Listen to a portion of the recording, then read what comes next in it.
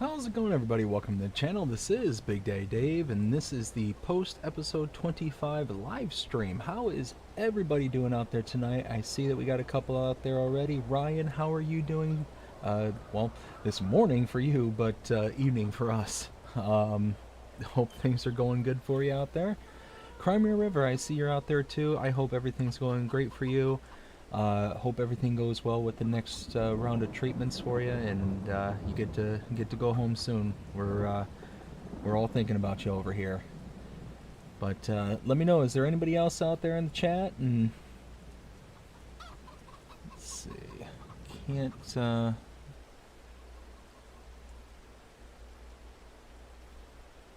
Okay, yep, there we go. Oh man, oh man, oh man. It has been a busy, busy weekend. It has been just crazy, crazy busy. So, just gonna wait a few more minutes before we, kind of get rolling here. Got a few things that I need to kind of do and get set up here.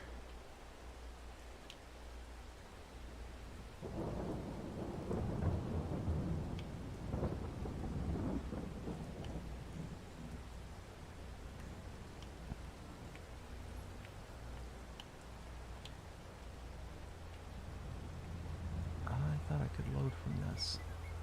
I guess not.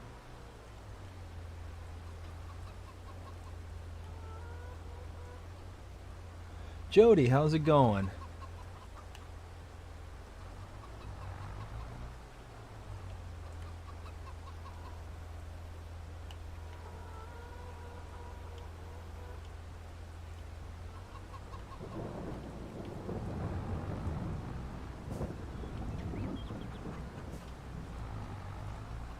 Doing good. I'm glad to hear it. Glad to hear it. Like I said, just gonna wait a couple more minutes. I'm just gonna do a little bit of tidying up here real quick before we really start getting into things.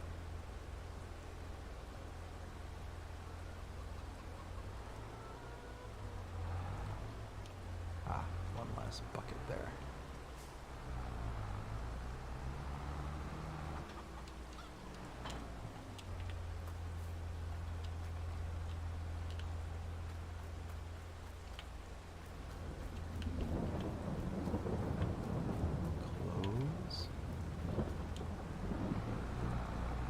Yeah, normally I'd have this stuff all kind of put away and taken care of, but had a little bit of an issue before coming onto the stream tonight. That's why I was a couple of minutes late for the round of music. Typically I'll give myself like a 5-minute buffer of music before I hop on and go live, but internet decided to croak out for just a second there, so it is what it is. Just dealt with it, overcame, and I just had to unplug it, wait for it to cycle, and come back up. So thankfully not a huge deal, and not something that had to be, postponed or anything. So that all worked out just fine. Hope there's some more maps to come out this week. Absolutely. They've been just slamming with the maps here lately. Just tons and tons of options that came out here within just the past 2 weeks, I feel like. I feel like it was like the absolute, like, Sahara over the past, I don't know, maybe month and a half, it feels like. Just nothing felt like it was coming out. Maybe occasionally an odd mod or two. Like one day a week it would be just, 20 odd mods and maybe a map or two, but then all of a sudden just seems like it just picked up out of nowhere. So if this trend continues, then that's quite likely what will happen, is we'll get some more mods and more maps. And I don't know what it is here lately, but it feels like the maps have just been absolute just gold here lately. Just we had Bally Springs, had a couple of updates to some really good maps, like, what was it, Galgenberg? I really like that map and how that's kind of laid out. A couple of things about that map kind of detracted from it in some ways, in my opinion, but, I mean, it's not, the end of the world kind of thing. Ballum Road dairy farming, that one there got a a series of updates, and it looks like a lot of like optimizations to that one to make it run a little bit smoother, especially for us players on console.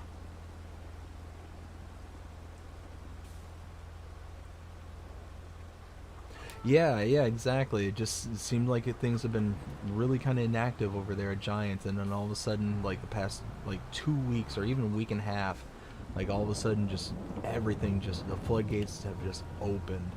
I'm sure a lot of it had to do with what was it? FarmCon was just a couple weeks ago, or so I'm sure they were ramping up for that, and then there was all that hubbubaloo with uh, the kind of year end of the season 2 pass for consoles, or for everyone really, where a lot of the information, I don't know if it was like leaked or whatever, but it seems like they kind of rolled out a lot of information like really really before its time, regarding the, I forget what if it's like the platinum expansion or whatever, the next map that's supposed to come out.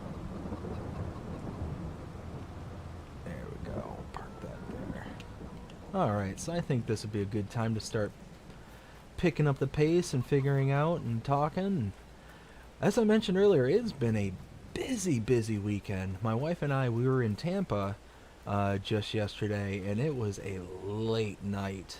Went to a concert at the Raymond James Stadium. Went to see, it was Little Big Town, Chris Stapleton, and George Strait. And let me tell you what, oh, such a good show. Such an amazing show. And so much there that I wasn't expecting to see. One of the coolest things I think I've ever seen during a live event of any sort. Uh, George Strait ended up bringing out a military veteran who had been, if I understood, because there was a lot of reverberation there at the Ray J, so sometimes it was hard to hear, what they were saying exactly. But essentially, the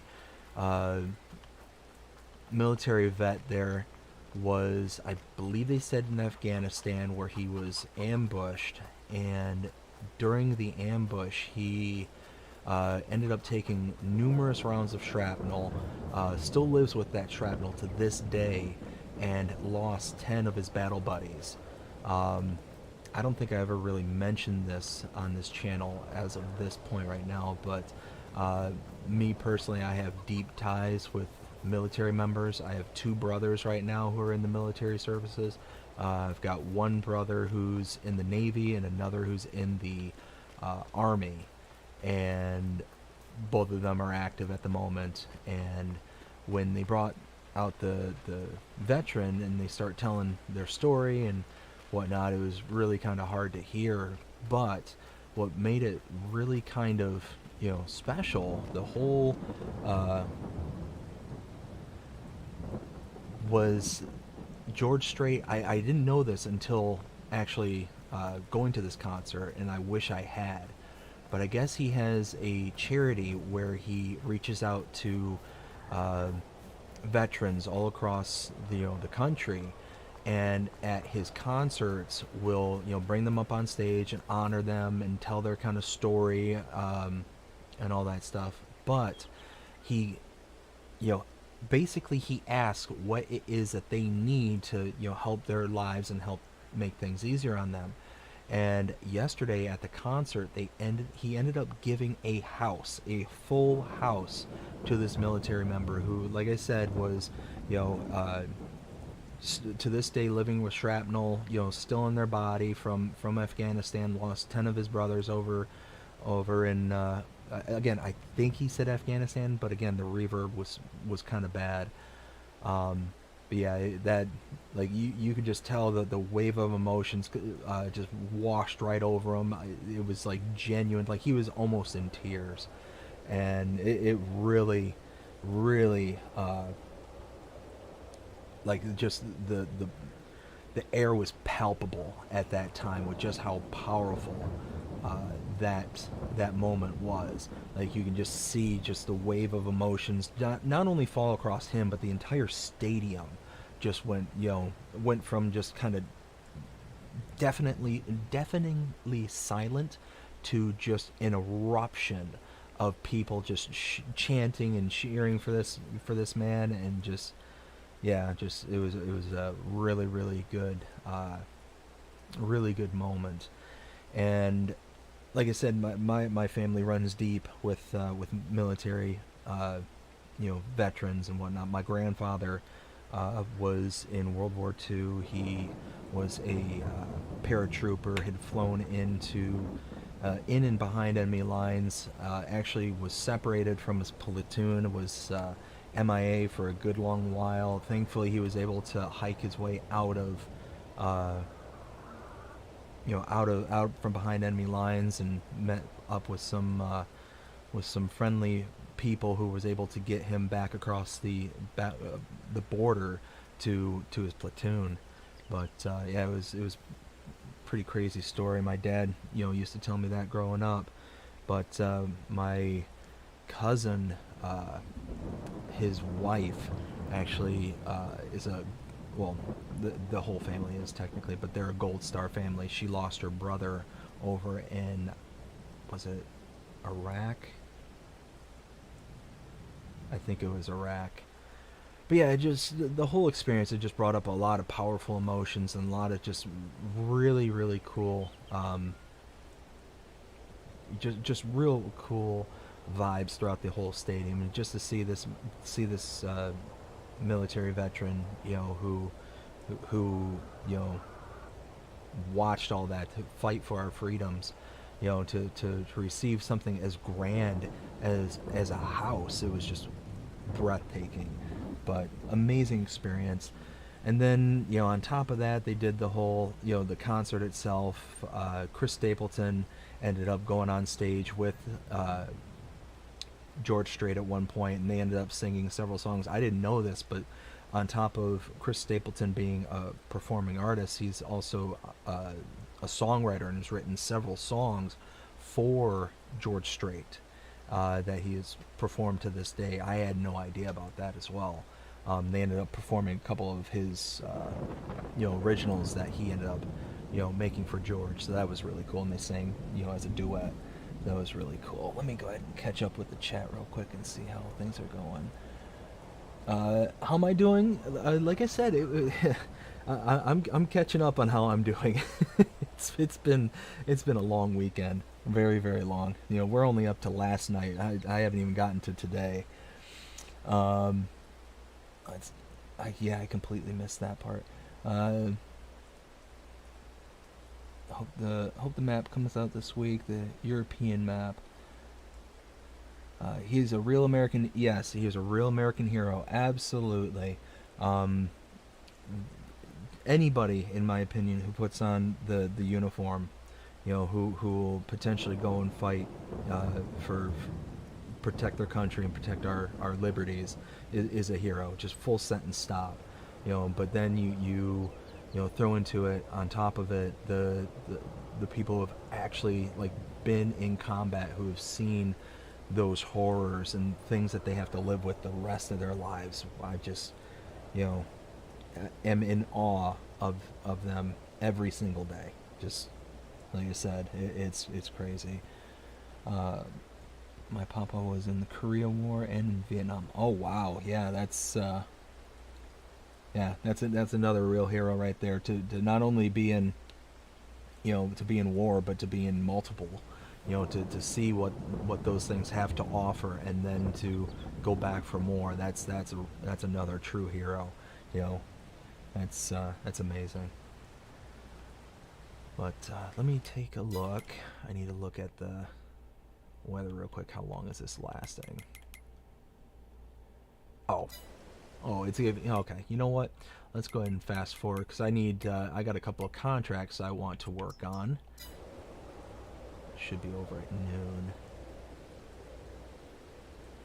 All of them are mowing contracts, so it's not a big deal, but one thing I'm not 100% certain on, are mowing contracts considered harvesting? And if so, then you take that yield hit when it's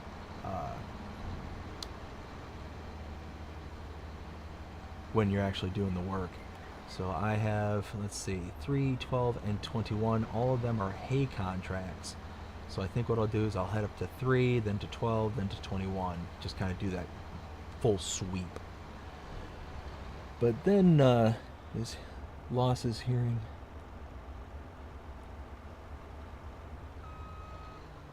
Oh man. So he lost his hearing from the war, and he was there. He was there in Pearl Harbor when it was attacked. Wow, that's crazy. That's, yeah.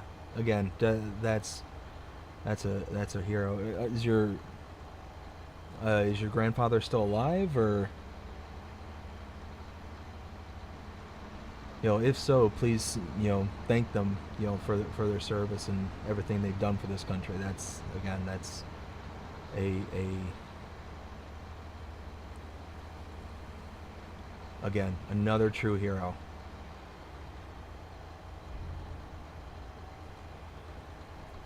But all that being said, that leads me up to today. So right now I am feeling just run down and beaten up.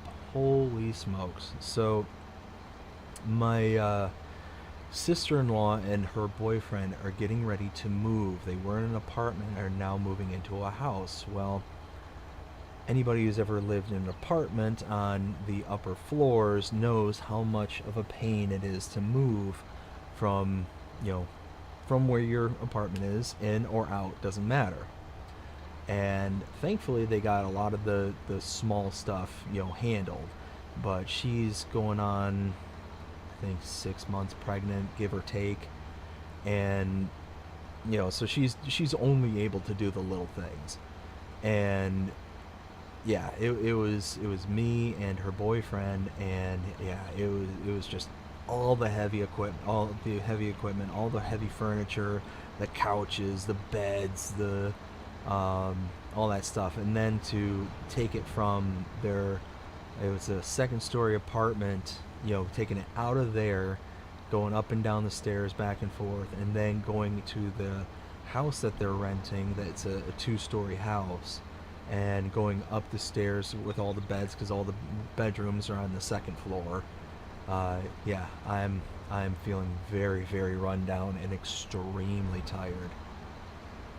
So it's I'm going to try and slug it out for typically around midnight Eastern Standard, which is what I tend to run these live streams for. But we'll kind of see how things go and how the night progresses. But as you can see, for those who have kept up with the series and the live streams up until this point, you can see $150,000 in debt. We've almost whittled our way out of it, which is why I was so confident in being able to go ahead and take on that debt and the subsequent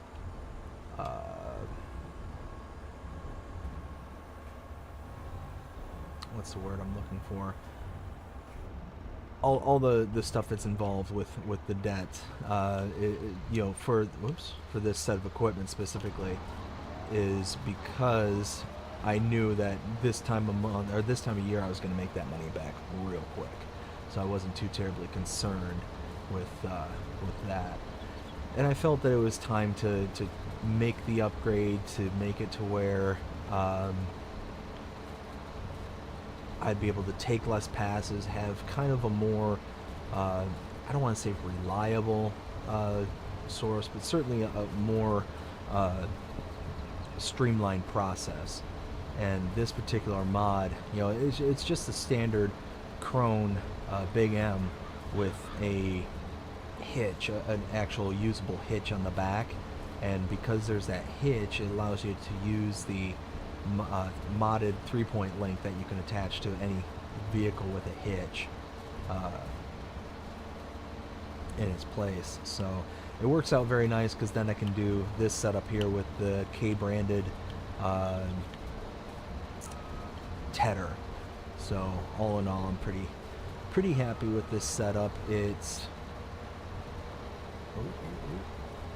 There we go. I missed a bit right there. So all in all, it works out very nicely, and it still gives me that kind of one pass uh,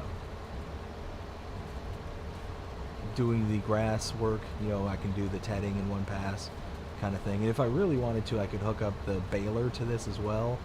But on the hills that this map has, this kind of setup kind of struggles a little bit. So it's kind of better for me to just use this for tedding and going from there. But it's got more than enough power to be able to make it up with just the tedder.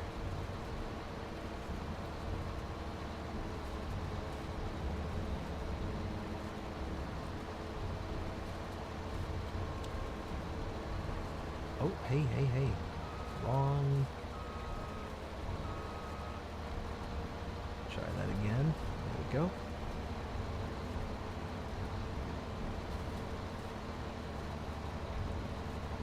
Yeah, I don't know if anybody out there is a big fan of country music. I tend to like just about anything. The only things I'm not a huge fan on is like rap music. There's certain rappers that I can listen to. I don't think there's one that I could muster up actually like going to a concert or anything like that and hearing them live. But I tend to like country, rock, heavy metal, pretty much the whole range of country and rock are kind of my big to-go-tos. Occasionally I'll listen to some like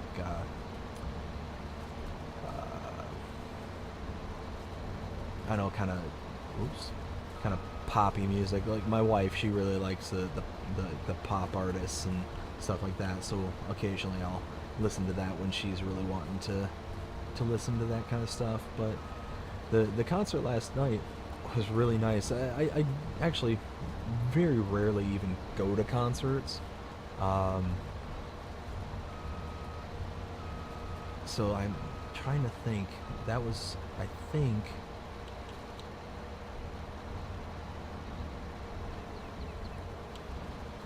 might have been only like my third or fourth concert, because way back in the day, when I still lived in Michigan, I went to the State Theater in Detroit and saw Disturbed live, and that was a good concert. That was back when the Believe album came out.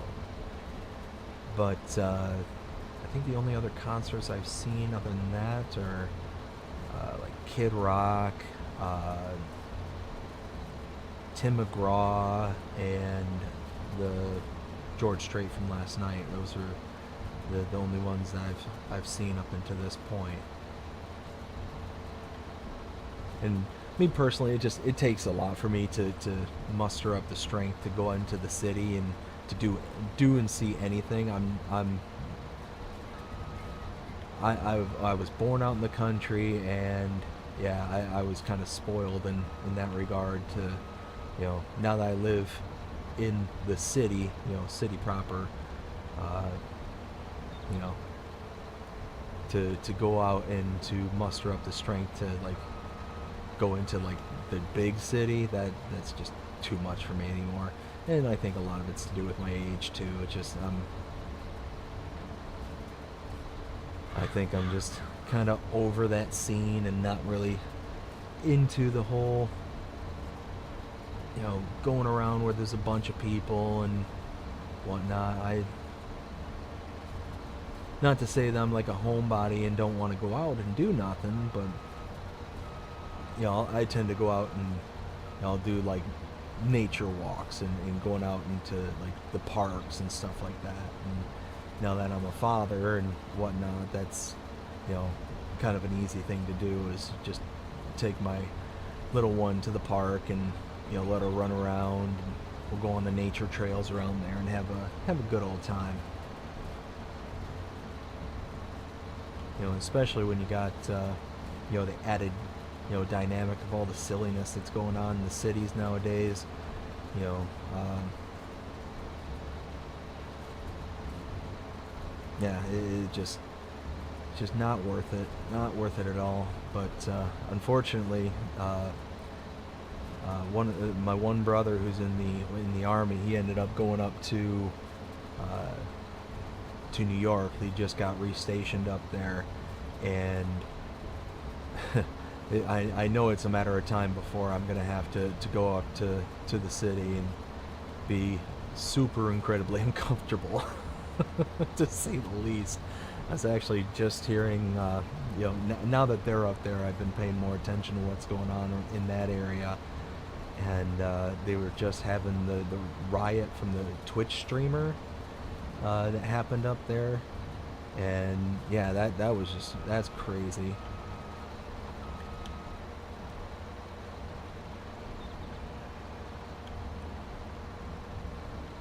Hey, Crimea River, it's good to see you. How you doing tonight? Hopefully you're starting to feel better, and hopefully get to go home soon. We've been thinking about you, quite a lot when over the past few days when you sent me that message. You've been in our thoughts for quite often. I ended up telling my wife about what was going on, and we've been saying a few prayers for you and hoping that you get home soon.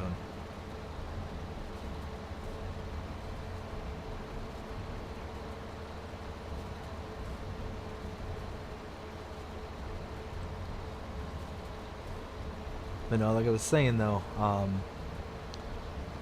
my brother, he's now in New York, and he's kind of doing the military thing up there, and it's just oof. The thought now that I'm gonna have to go to New York, and he's like in New York City proper. I think they got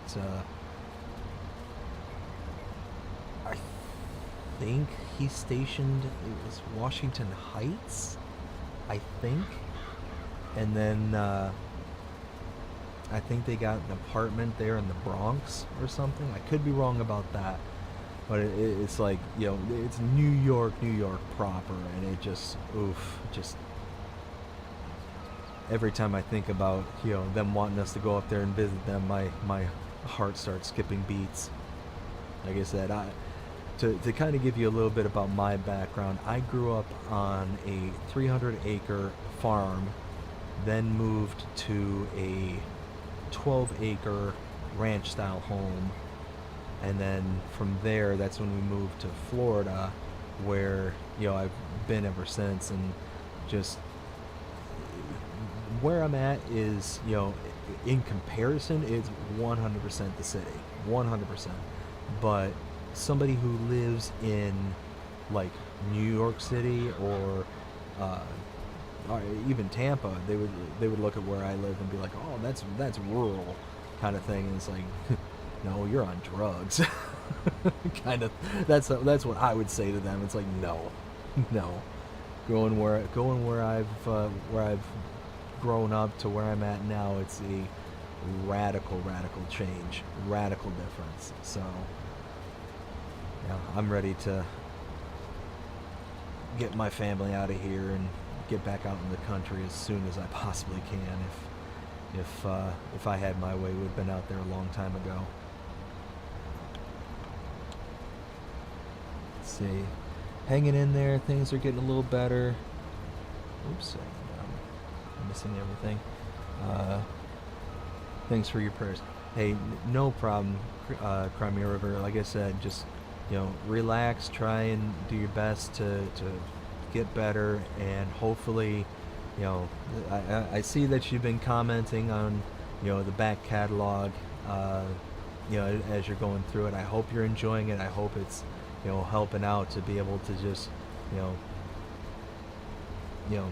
to allow you to relax and, focus on just kind of getting better kind of thing. We're all praying for you and hoping that you get to go home soon.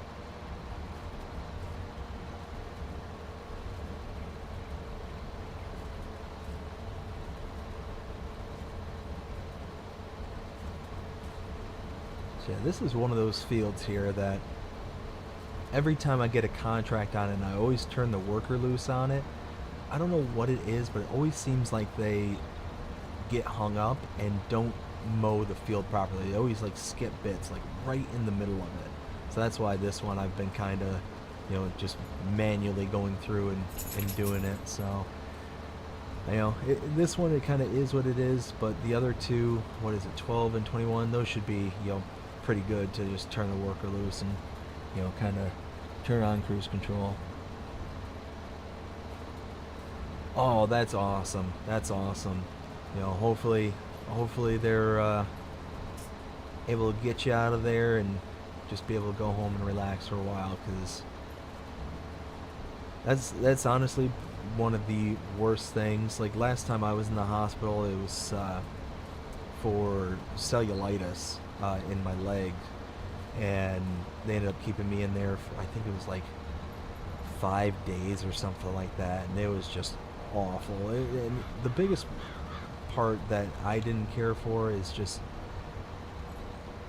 not being in my own bed. That's what I honestly miss the most whenever I'm away, is just not being in my own bed, not being in my own surroundings.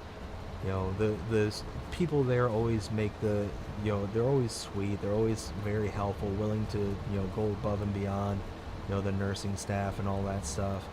But it's just one of those that after so long, it's just get me to my bed. That's all I want.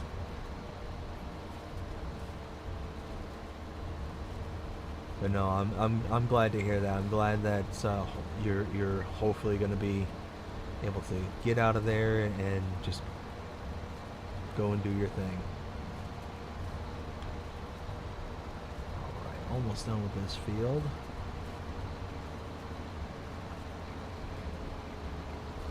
I think I started talking about how earlier I was so willing in the last episode to take on debt for this piece of equipment. $150,000 currently in debt, and the reason that I was so willing to be able to take on that debt at the time that I was is, one, the timing. I was just getting out of the winter time, and I knew the contracts were going to pop up for mowing. So this, I think more than doubled my width, my working width, and it doesn't necessarily do me any favors for these kind of contracts for hay, but for silage, this is a complete game changer. And the reason for that is, oops, let me pick that up, fold this up and away. There's a little cheat that, quote unquote, that you can do with this mower, and you can call it fast farming. It's what fast farming used to be back in FS19, that really you don't see too much of outside of like mods in 22. You can actually raise the mower deck up just ever so slightly by double tapping. For Xbox players, it's the A button if you double tap it really fast, or I think it's the X button on PlayStation. But if you double tap it real quick, it raises the headers up, or the mower decks up just ever so slightly. And that little bit, you know, it still registers it's mowing, but it thinks that it's actually off the ground. So you can use this to go, you know, the full working speed of the set of equipment, rather than the limited speed, which I think is like 10 or 11 miles an hour, you know, when mowing normally. So yeah, this helps out a ton when mowing, especially for silage. For this, I mean, for hay it's fine. You're still going 9 miles an hour with double the width. So all in all, it works out just fine.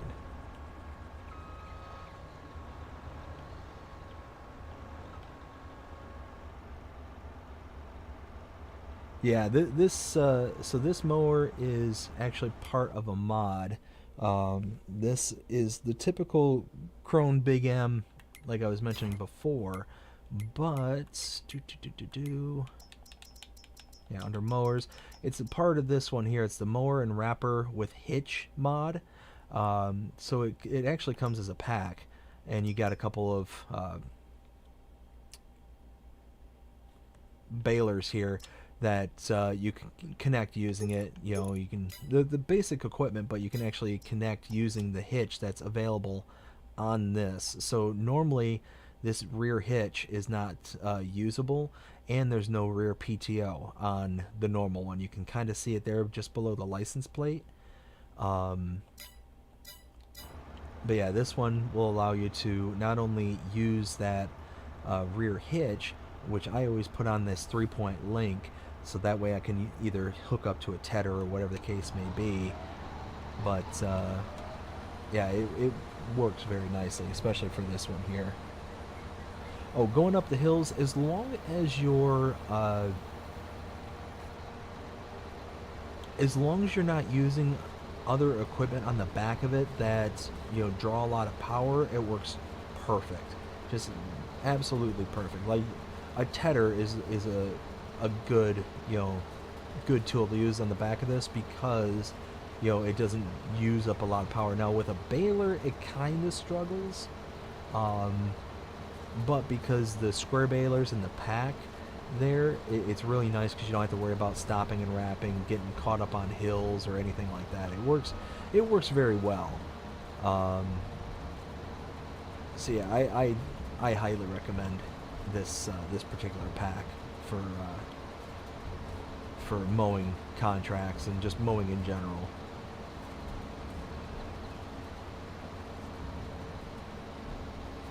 But I mean, I was just on field 3 up in the north west corner of the map there, and it made short work. It didn't struggle on any of the hills.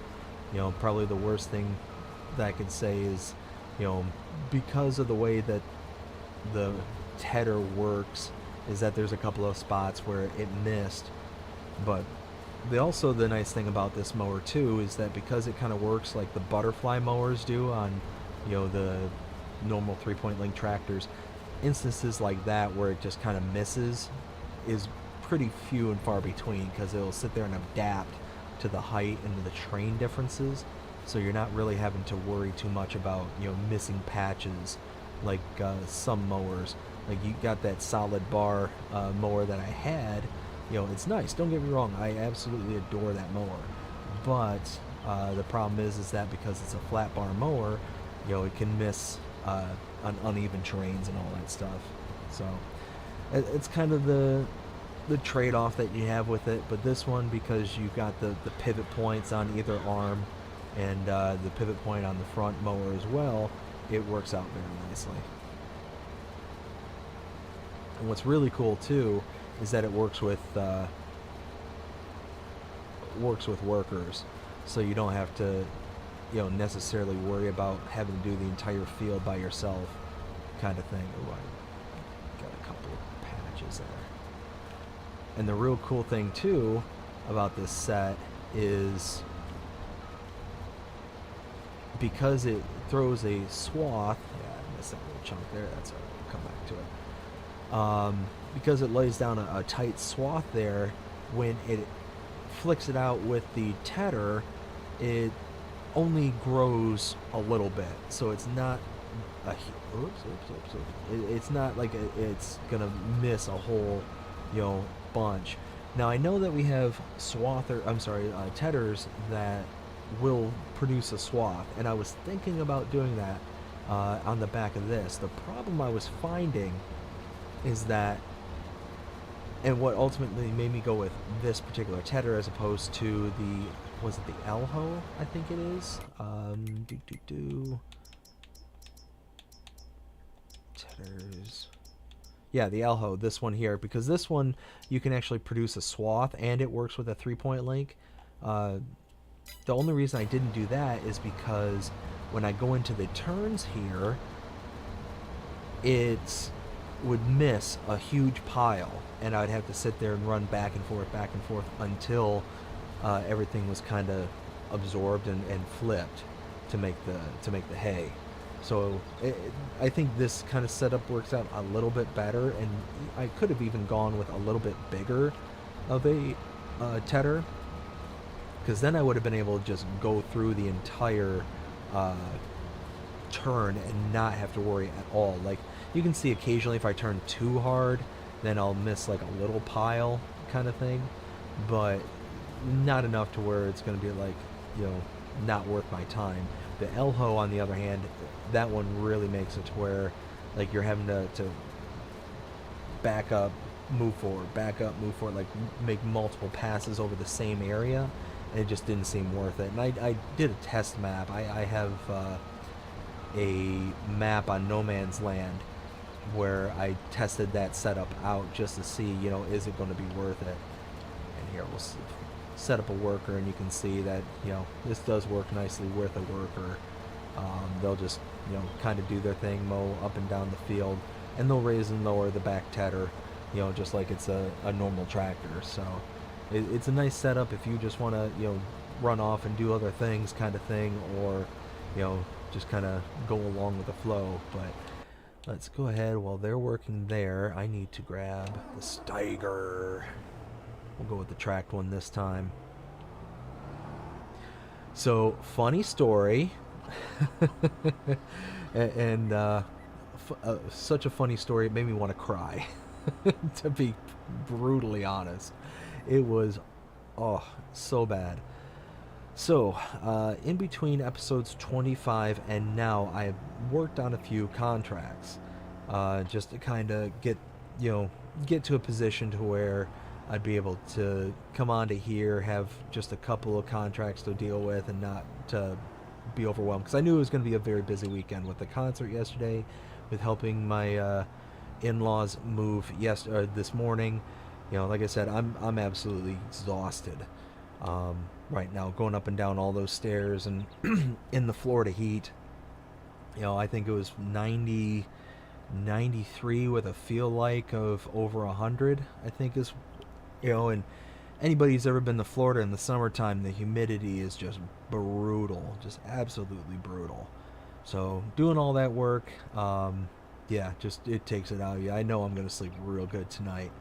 But back to the funny story. On this map, the fences, there's certain fences around the field. We'll actually approach one here to my left, where you can deactivate the fences themselves and they disappear. Well, I had, well, not this full setup, but I had the other Steiger tractor with the windrower and baler.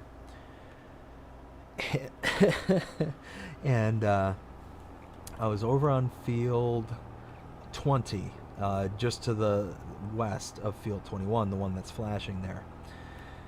And I deactivated the fences so I could, you know, unfold the windrower and do all that and make as few passes as possible. Well, as I was leaving, I decided, you know what, we'll leave it deactivated for now. I'll just pull out of the main field and then go ahead and, you know, reactivate the fences.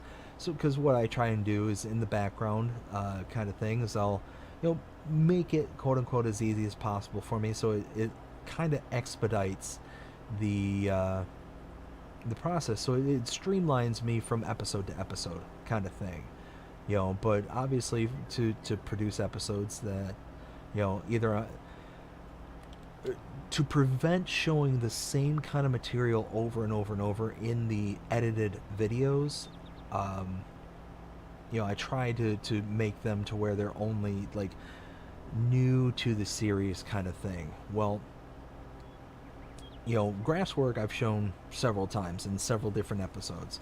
So what I'm doing here is just kind of, you know, the behind the scenes, as we're all well aware at this point.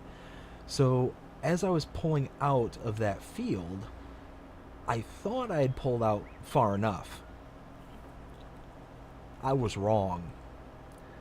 And not only was I wrong to the nth degree, you know. Whew. So when I tell you that I created a UFO out of my Steiger, I want to try and paint a picture.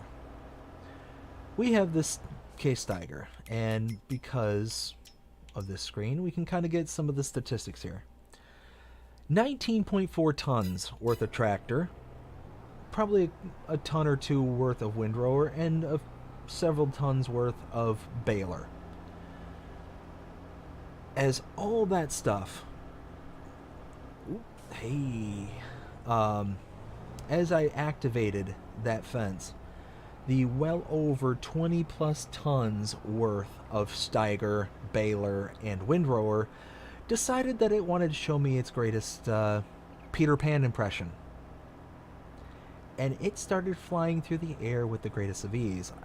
Unfortunately, I was not aware that Tinkerbell was on scene, because it started flying around and just doing its own thing.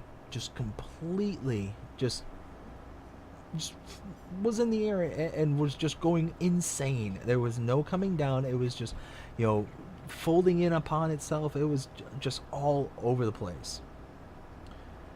So I thought, well, okay, what do I do from here? Because it's literally just flying out of control, twisting and turning, going everywhere, just going everywhere, going insane. So I'm like, uncouple from the baler, maybe? So I tried it. I uncoupled from the baler. And unfortunately, I wish I would have recorded this. I wish that there was footage of this, because it was the craziest thing I've ever seen. I uncoupled from it, and I finally started to lose altitude at this point. I guess the pixie dust wore off. So, like I said, I started in field 20. By the time I landed, I was in field 55. So, for those of you looking at the map there, that's why I brought it up. Just south of field 93, the one that's highlighted in blue, the one just south of the pig farm, that's where it landed. That's where the Steiger and the windrower landed. Now, what you're also going to notice is the baler looks all nice and pretty now. The windrower not so much. Yeah, there's a reason for that. The reason, and you'll see it become evident here shortly. You might notice it right away. We're running at 17 miles an hour. Yeah. So what had happened is when I uncoupled from the baler, I had lost the baler. And I don't mean like lost as in it was somewhere else on the map, where I flew onto, again, field 55 with the Steiger and windrower. It wasn't that the baler was just somewhere on the screen, I couldn't get to it kind of thing, I just had to travel to it, whatever. No, it was gone, just like into the ether, gone. Like it joined some new realm of existence that I have yet to accomplish in this lifetime. And yeah, needless to say, I had to go through some extreme measures. Those extreme measures being that I couldn't reset the baler, because it showed up nowhere on the map could it show up. And I went to the point of actually going to this screen, going to my screen here, and down at the bottom there where it says press Y to show on map, I was doing this, show it on the map, let me see what's where this item is. The big green column that shows up in the sky. Nothing was showing up. So the baler wasn't on the map. What I think had happened is that when the tractor was flying through the air with the greatest of ease, like the strapping young man on the flying trapeze, when the Steiger was off doing its thing up in the sky, I think when the fence popped up, it actually ate the baler. It actually pulled it underneath the map, and that's why it wouldn't actually show up anywhere. I think that's what had happened. And yeah, after that, I had to essentially sell the baler uh, from my owned items menu. So I basically sold the baler for $30,000. I bought it for 60. So I took a $30,000 hit on that, debacle. Well, when I bought the new baler, I decided to get the quick baler. And you can see this one lets you go at 17 miles an hour and, bales things very, very fast. So it just kind of spits it out and does its own thing. And you know what? Now that we kind of... Oh no, let's keep on going. So yeah, needless to say, it was a very interesting episode. And actually, I've yet to post this yet, but I've got a blooper coming out that I think it was Farmer Cop had something similar happen to them, where a piece of equipment like errored out and started to go light speed. I don't know if any of you in here have seen it, but essentially they got into the tens of thousands of miles per hour with this particular set of equipment. I think it was a tractor, as a matter of fact, now that I'm thinking of it. And yeah, I essentially replicated this. So needless to say, it was that will be coming. I will be posting that to the shorts on the channel. So keep an eye out for that, because that was rather something. We'll say it was something. I'm not going to say it was funny, but whew, it definitely kind of caught me off guard.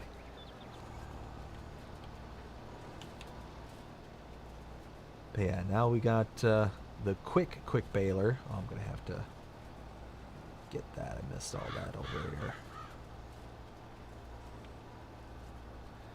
Let's see. Let's catch up with the chat. Let's see what's going on here. Oh, lot of stuff. I like your new mower. Oh no, I saw that.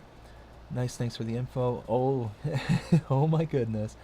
I'm actually picturing it. Yeah. So needless to say, it was like I said. I'm absolutely gutted that I didn't get it on video. I wish I was. And you know what? That's gonna teach me a lesson to record everything, whether I intend to post it or not. I think that's what it's ultimately gonna boil down to. Hey, Dust Bunny, how's it going? Just saw your chat. Let's see what it says. Evening, everyone. Miss Crimea River, how are you feeling? Hope you're doing better. Yes. Steiger. Thank you, Dust Bunny. Love it. Getting better. Awesome. I'm praying for a speedy and complete recovery. Hope you are dancing the moon soon. Let's see.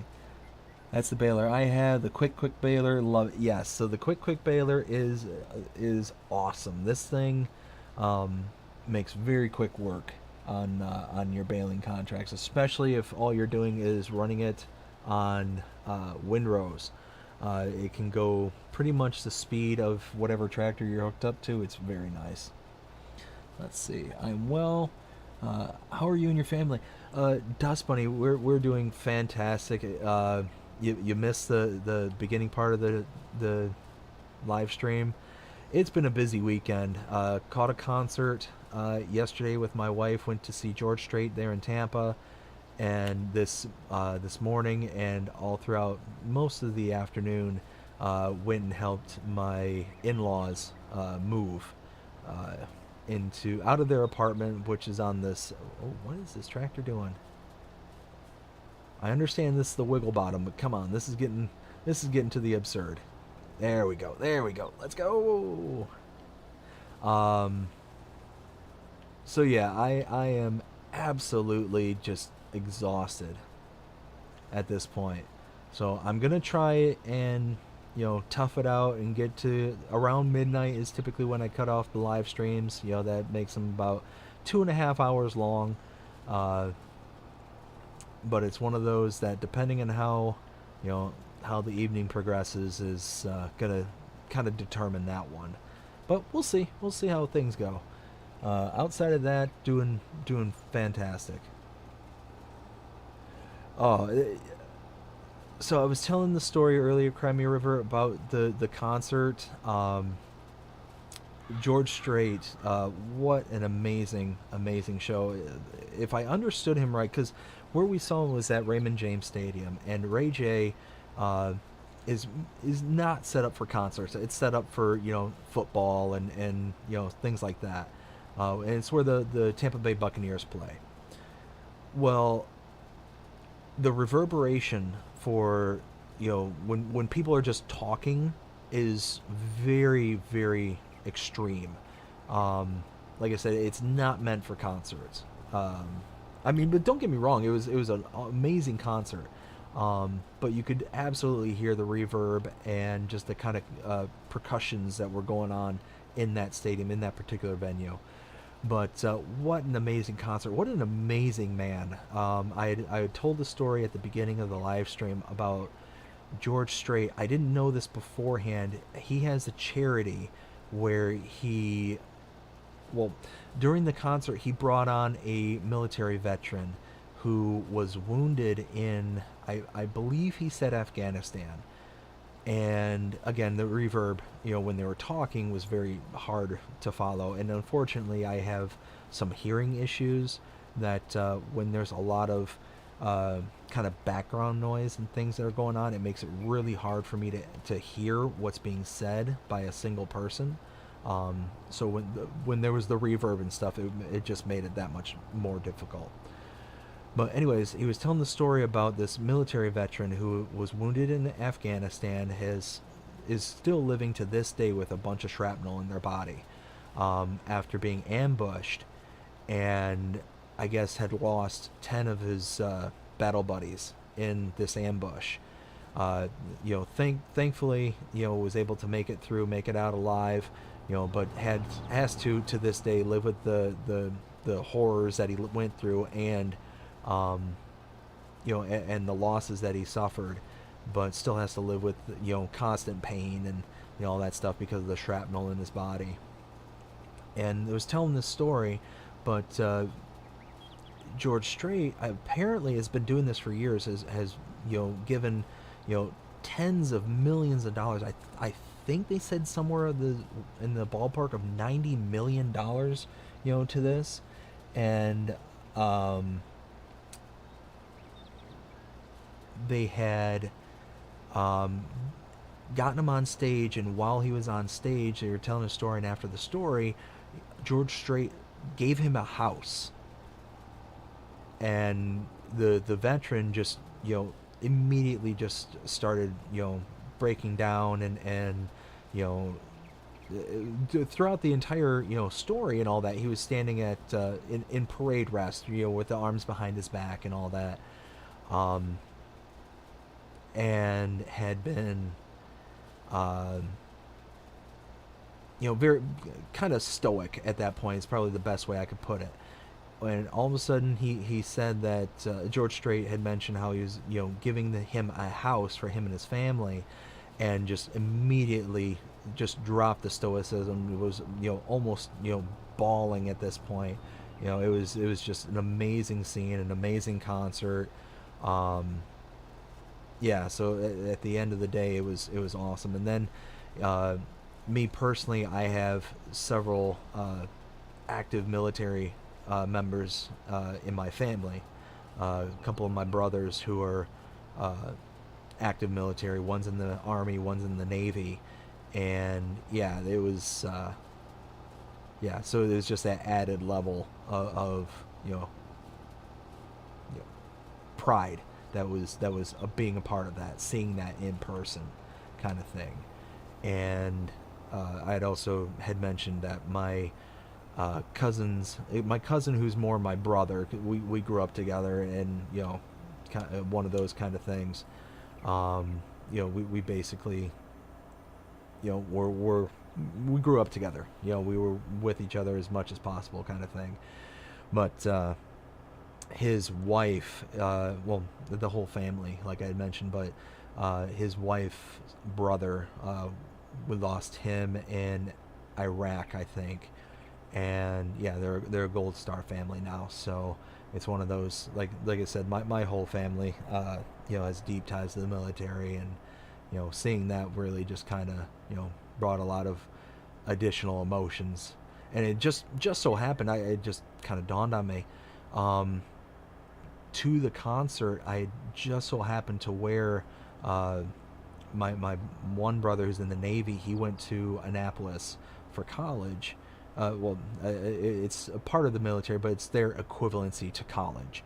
Um, and when he was there in Annapolis, I ended up, visiting him there at the school. We did the tours and all that stuff, and whatnot. It was an amazing place. And when we were there, they have like a campus store is probably the best way I can compare it, where they all the service members and all they call them plebs, where all the plebs can go and buy their essentials, buy their clothes and all that stuff, right there on base. And we ended up going there and buying, like, me, I'm a big hat guy. I wear ball caps all the time, and I ended up buying a couple of ball caps when I was there, and I just so happened to wear one of them on that night. And when all that happened, and they were introducing this military member and telling us the story, one of those moments you have to take off your cap kind of thing. I ended up, and again, this is Florida. It's Tampa. It's hot and muggy, and unfortunately, I thought I did my research a little bit better before buying tickets. We ended up, I thought we were going to be on the, it would have been the west side of the stadium, so the sun would have been on our back for the vast majority, and then would have fallen down behind the stadium walls, and we would have been the first into the shade. But it was still 92 degrees, with probably 100-degree feel like temperature kind of thing. So it was hot and sticky, so I probably looked a mess, but it was one of those that I didn't care. I took off my cap and just it was one of those moments you have to, at least in my world, take off the cap and not care about how you look and how you present yourself at that point. There's, in my opinion, more important things to worry about. So yeah, no, it was an amazing concert, but like I said, today I kind of feel, just kind of bleh after working out in the heat and being out in the heat all day yesterday, and being, well, all night I should say, and then being in the heat all day this morning. It's it's been a busy weekend, like I said. Let me catch up with all this.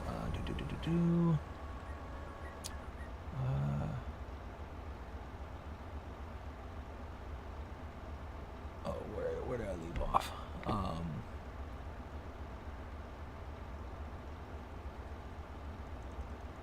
Here we go. Let's see, I think I answered that. How's the family doing? Yeah, that's what got me back into the whole talk here. I wish things would get better, but I have chronic lung disease.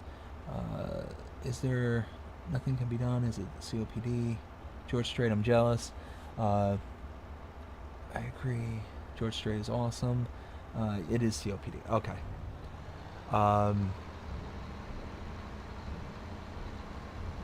Let's see. Oh. Think thin. There we go. Yeah, that's been my weekend so far. It's been just busy. And like I was mentioning earlier, I'm not a huge city fan. Like, I actively avoid cities as much as possible. So it's one of those. Actually, it was wild because we were actually a little bit late to the concert. Not as late as potentially could have been, but we ended up getting to the concert, and Little Big Town had already started playing. And I tell you what, that was actually a really really good concert. Real good band. That's the word I'm looking for to see live. They were really active, and they were the first ones out there. It was like 5 o'clock. It was the middle of all the heat and humidity, and I was impressed. Like it was one of those kind of I'll go ahead and pull out here. One of those where after 5 minutes, I would have been just a heaping puddle of sweat doing half of the things that they were doing. But they were out there and they were, just running around and really kind of engaging the fans. And it was, like I said, that was a real, oh, I'm hung up. There we go.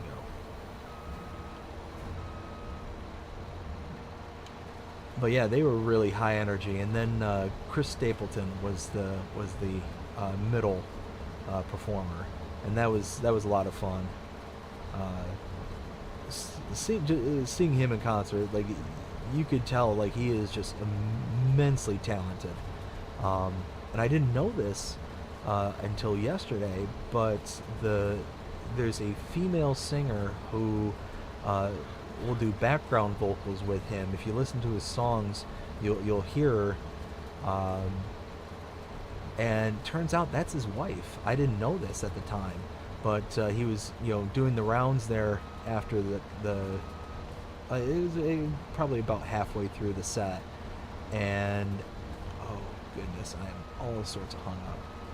And he introduced all the bandmates and all that, and everybody was sitting there playing in the concert, and he introduces the female singer and introduced her and said that that's his wife. And it's like, wow, that's cool.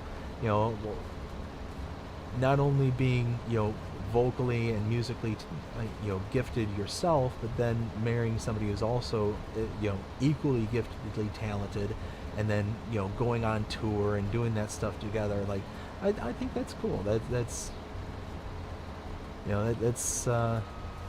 something not many people could do. Being how do I want to say this? You always hear like the kind of quote unquote bitter, I you know what, that's maybe not the fair way to say it. You'll hear certain people been in a relationship for a long time, they'll sit there and be like, oh, I don't know how being around your wife, being around somebody that long and whatnot. And I personally don't relate to that kind of sentiment. I love being around my wife, and we spend a lot of time together. We both work from home, so we're kind of, hey, I'm riding up and hitting that fence there. But no, him being able to go on tour and being around his wife all the time, and and being able to to perform with her, like that's really cool. I think that's lovely. That's nice. And like I said, I kind of had that kind of same situation at my house, to where I'm around my wife all the time. At the most we're separated by a wall, because our offices are only one wall's length away, kind of thing. So it's one of those that I thought that was really cool, being able to being on the road and share those kind of experiences with somebody who's really close. Let's see. Yeah, this mower is a real nice setup. It's a little expensive. It's like $380,000. So it's one of those that you kind of have to build towards that investment. But at the end of the day, it's like the ultimate mower for the game kind of thing, and it works out very, very nicely. Especially this particular mod, allowing you to be able to hook things up to the back. Like the base game one, I don't think you can hook anything onto the back of it, and it doesn't if you can, it doesn't have a PTO on the back, so you can't like actually power anything, or at least make it look convincing, because if it doesn't have the PTO on the tractor or on the, power implement. Then it just has that kind of dangling PTO hanging there. I don't know if anybody's ever actually done that, where they just hooked up something to the 3-point link or something to a tractor where there's no actual means of powering it. The PTO just kind of dangles and hangs there, like it doesn't actually do anything. Kane Brown's wife does the same. Oh, I didn't know that. That's cool.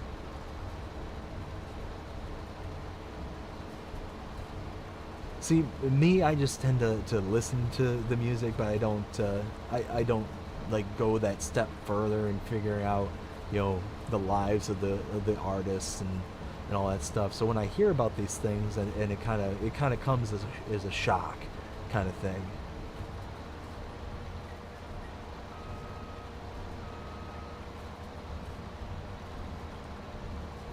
Yeah, Kane Brown, he's another artist that I'd like to see in concert. He's got several songs that are really nice. And actually, it was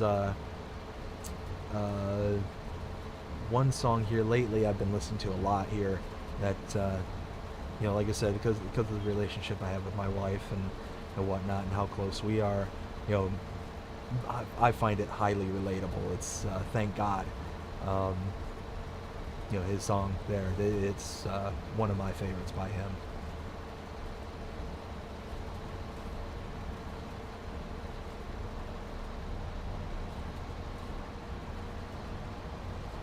Let's see. This should be enough of a headland to where, let's turn that off. Yeah, it should be enough of a headland where I can set the worker off and then get the Steiger running on the other field there.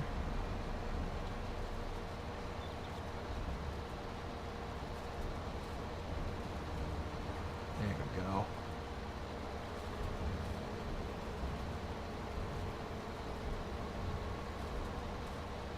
Yep, perfect. Alright, let that continue on and go here.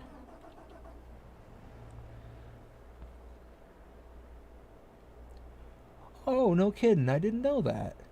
Okay. See, that's... You learn something new every day.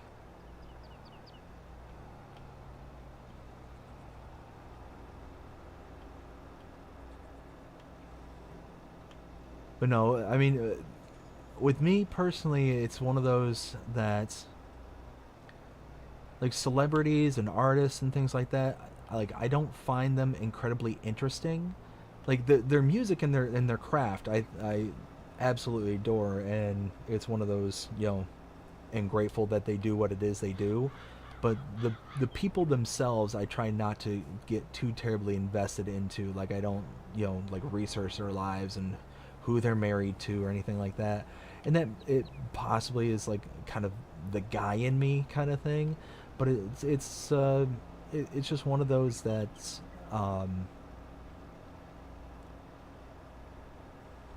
I guess I've got enough going on in my life to try and remember and all that stuff that it's,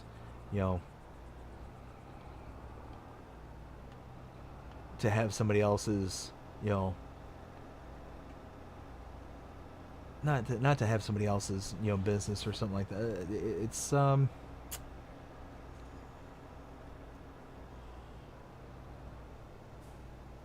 do I say it? It's... Can I... Ooh, this is going to be tough. That bale dropped at the worst possible spot. What if I do that? Let's open this up.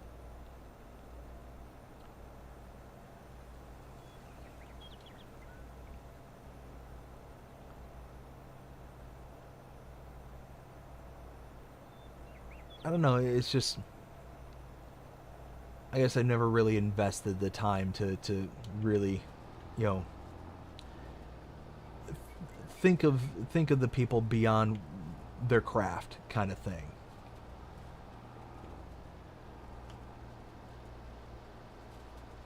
And although like I said, immensely grateful that they do what they do, that they entertain, thousands, tens of thousands, millions, hundreds of millions, etc.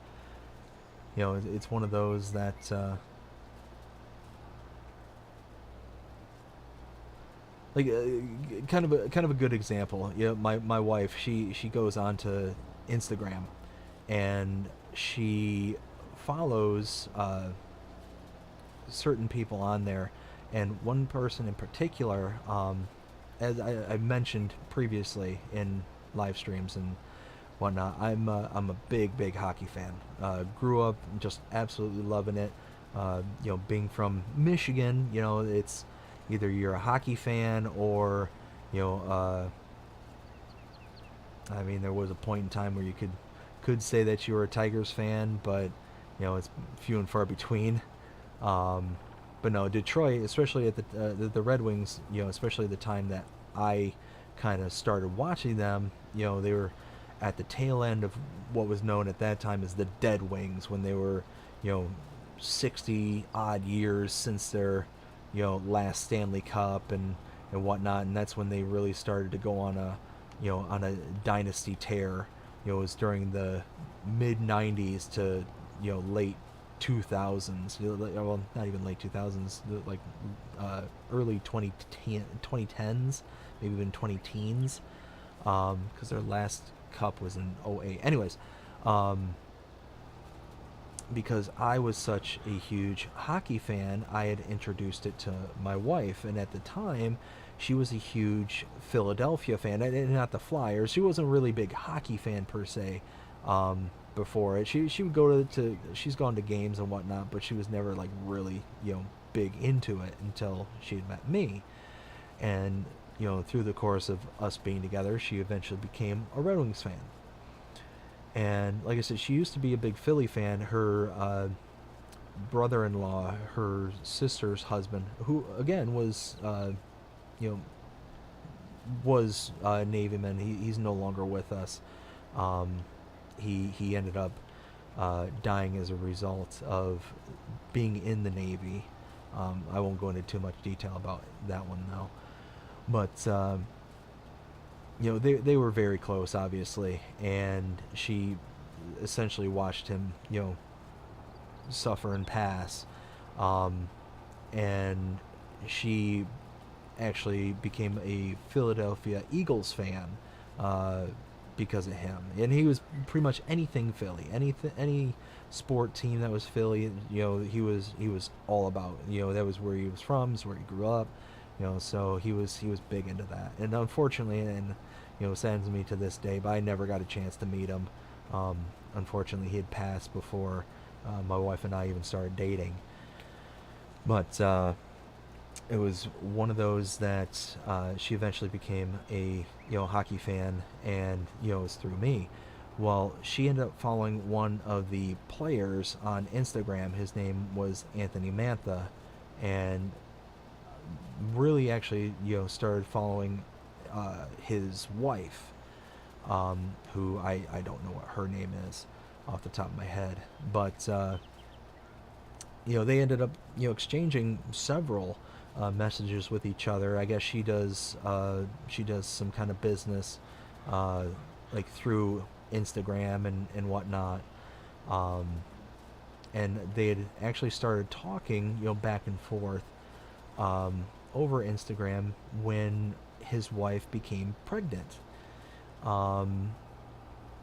It was around the same time when my wife was pregnant. She had actually just had our daughter when Anthony Mantha's wife had gotten pregnant and was going through all that stuff. So it was really cool because she was starting to like ask questions and whatnot, and my wife who had just recently given birth said these are the kind of things that you can kind of look out for and things that you can do. And I think to this day they still will kind of chat back and forth kind of thing, which it was really cool. It's just kind of one of those like, but that's kind of about the most vested that I've been in like the kind of personal of the celebrity or the athlete or kind of thing is my wife telling me how she has been communicating with a player who I had followed for quite some time with their spouse.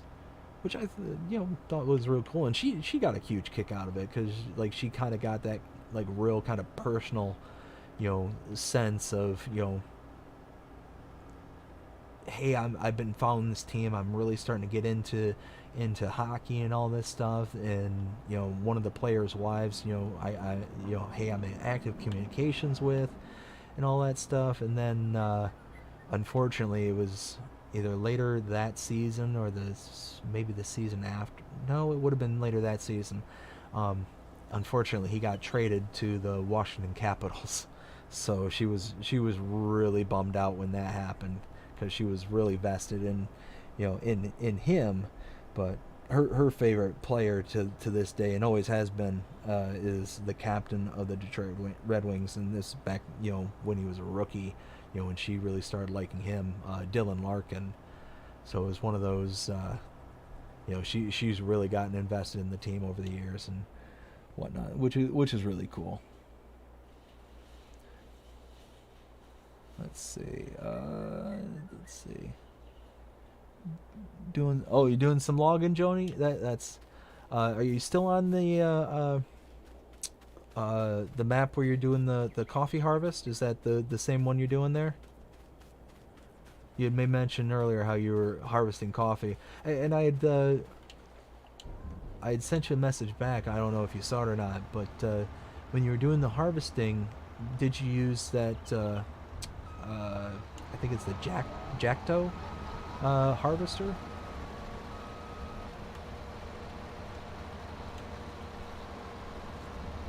I think if I remember it properly, the Jackdo is essentially the grape harvester version for the coffee.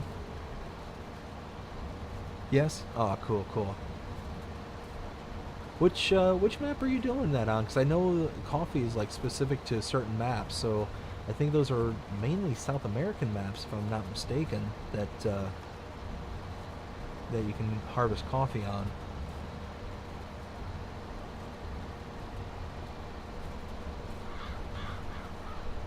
Let's see. So this is the last field for the contracts, and then I've got 3 more contracts I'm going to take on after this.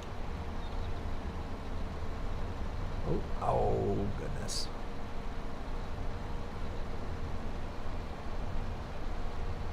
Push the wrong button. Try it one more time.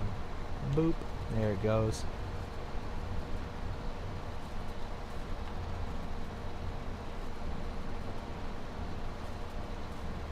No doubt, Crimea River, no doubt. It's hopefully you won't have too much more time before you can hop back on and, start having some fun.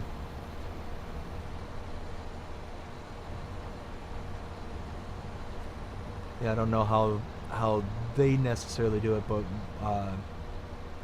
well, both of my sister-in-laws, both of them. Oops. Both of them are nurse. Oh my goodness, what am I doing? Let's try this one more time. Both of them are nurses, and they kind of they give you that inside scoop of how the the operations and things. Whoa, easy there, big boy. They give you the inside scoop on the operations there, and typically when they're getting ready for discharge and whatnot. And again, I'm not going to say this definitively, but typically they either go for the morning shift or the evening shift, and hopefully it's one of those that you'll get out kind of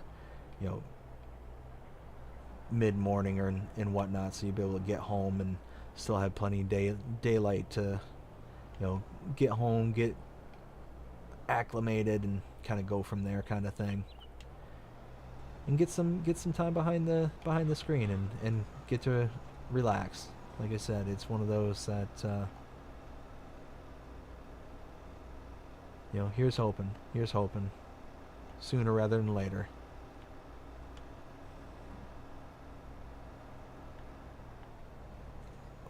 Can I? Yep, there we go.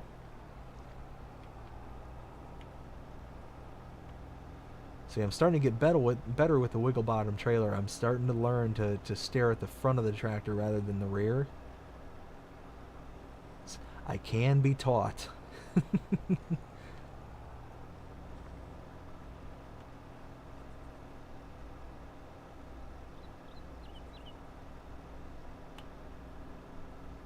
we go.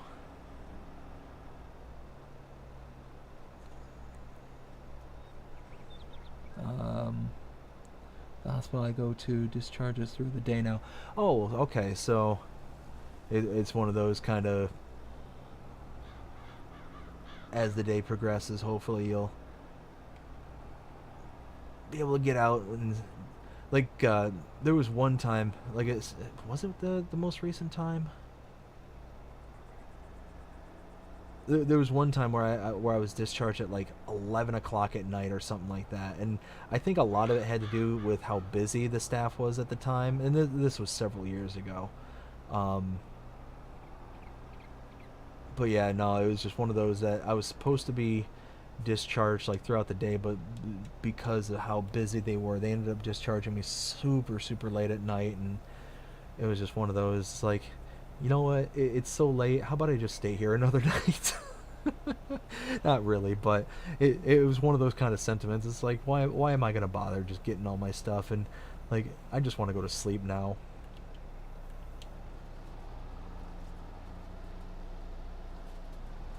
But of course, that's not what I said at the time. It's like, yes, let me get out of here.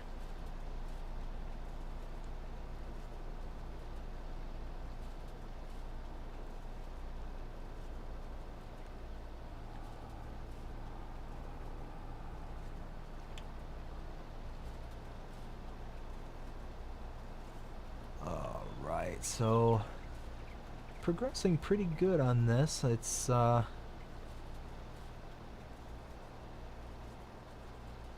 tell you what, I really like this setup, and it makes such quick work of baling and whatnot. And the one thing I will say is, with this setup, the rear windrower and the quick baler, on further inspection, it's one of those, I guess I really didn't need the quick baler. Um, it doesn't make the harvest or the collecting any faster per se in this regard, because of the windrower's limitation on its speed. There's, I guess, no real point, quote unquote. Um, but it's one of those that, it is what it is. I'm not gonna, oh well, I guess I might as well return it and get a different one at this point.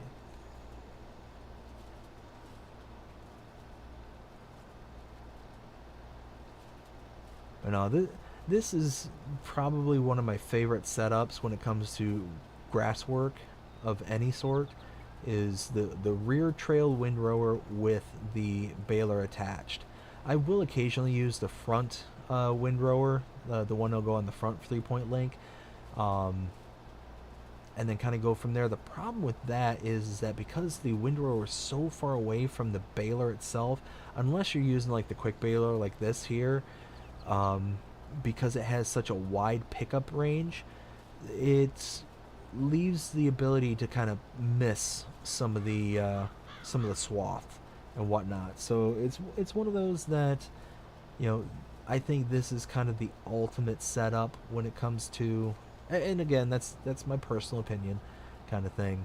But I think this is kind of the ultimate, because it gives you the, ability to collect a wide range, and depending on the map, like, I wouldn't go much bigger than this windrower, and there are times where I even find that this windrower can kind of be a little daunting depending on the field that I'm on. But this does have, I think, one size larger for the windrow, and yeah, I wouldn't even bother on this map going to the largest one, because I would just get hung up on so many things. That's why I started to do the first pass around without the windrower, is to collect the most outer edge without getting hung up on things, and then after that, then I kind of set my sights on, getting internal bit of the field and be able to, let's see, I'm going to try and get into the corner over there because I think I left some behind. Every little bit counts. Yeah, I think I did. Now, am I going to be able to get to it? A little bit. Oh dear, oh dear. No, no. Hey, there we go. Success.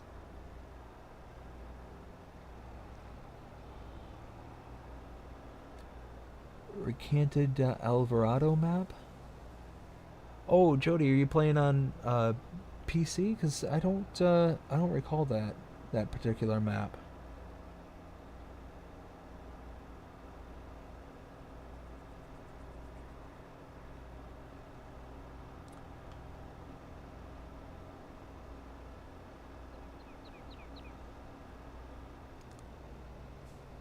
It's on the mod hub. Okay.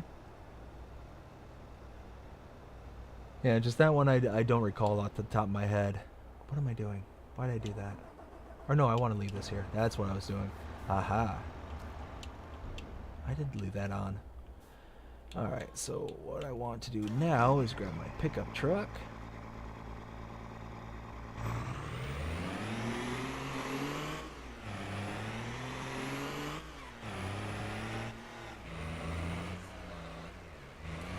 I learned a thing the other day, and I didn't realize it until just recently. So, there we go. This setup here that I have, this is just a normal semi-truck trailer with a dolly. And this is the Bogeyman, the Lizard Bogeyman dolly. I didn't know this before, but if you go onto your menu and you hit the left bumper, see where it says lift tipper? Well, that really confused me there for a while. So right now, you can see how the front of that trailer swivels. Like I'm doing this for a reason. And if I pan out, if you lift the tipper, see how everything just kind of straightened out right there? So it actually locks the rear into place and allows you to basically have a solid axled trailer. I thought that was cool. I didn't realize it at the time, but I was driving around and I must have accidentally pushed that combination of buttons. Probably was trying to set the cruise control and didn't realize it. But I'm driving around and all of a sudden realizing that the trailer isn't turning the way I expect it to. You know, the whole rear axle is locked. So I'm going around corners, I'm getting hung up on things, and I'm like, what is going on? I thought I broke something. And no more pumpkin truck. No, that color, I had to get rid of it. And I figured it was a good opportunity to do it right before the previous episode that I recorded. So it kind of made sense. So figure, you know, us here on the live streams, those that want to participate in the live streams get to see, you know, the kind of the faults and foibles of, you know, the entire Let's Play. But those who are just kind of keeping up with the actual Let's Play itself, you know, they kind of get the pretty, you know, touched up version. So whenever things kind of go awry, you know, they won't get to experience that. But I mean, personally, I feel like they lose out an element of the fun kind of thing. You know, on the live streams, we can kind of be a little bit more relaxed and a little bit more, you know, kind of, you know, able to see the funny happenings. Like I said with the Baylor, you know, earlier, and seeing it flying through the air, you know, like Peter Pan, you know, kind of thing. You know, it's one of those that, you know, if all you do is follow the live stream or not, the Let's Plays, you'd never hear that story. You know, and unfortunately, because I didn't record it, you know, nobody's ever going to see it. So it's, whoa.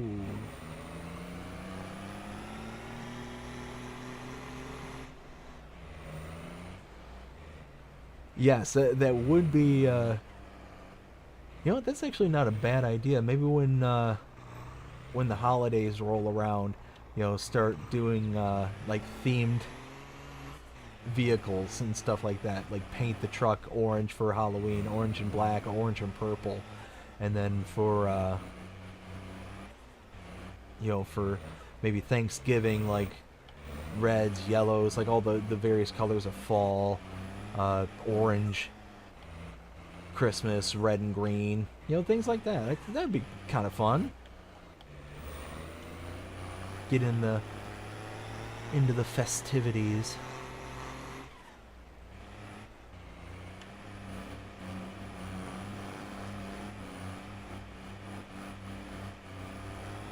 Oh, you know what? That reminds me. Where am I delivering this all to? It just dawned on me. I'm driving around collecting everything and McFadden. Ooh, oh, oh, that's that might be a problem.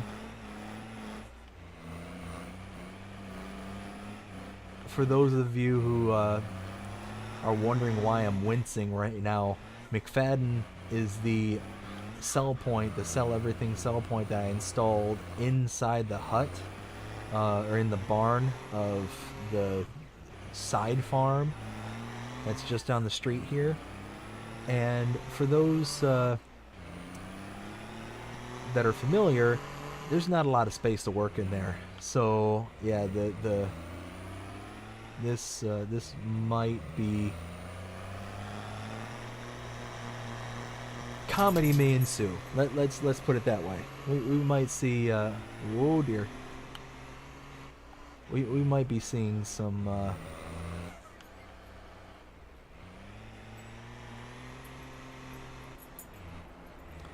Also, the potential is there that will cause me to mute the mic in hope of avoiding letting y'all hear me curse. Oh no. Oh no. Okay. This might be a problem.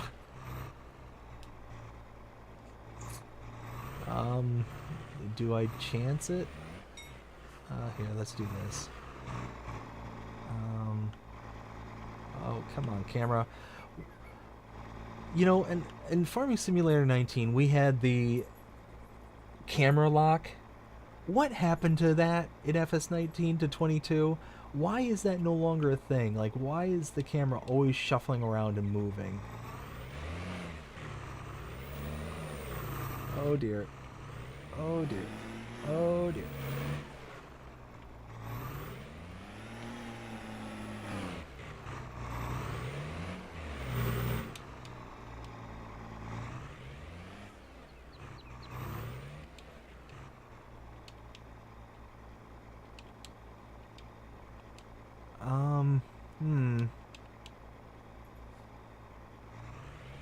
Well, let's see.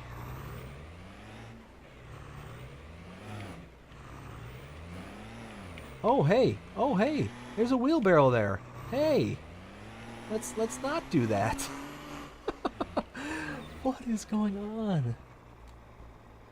on? Let's see.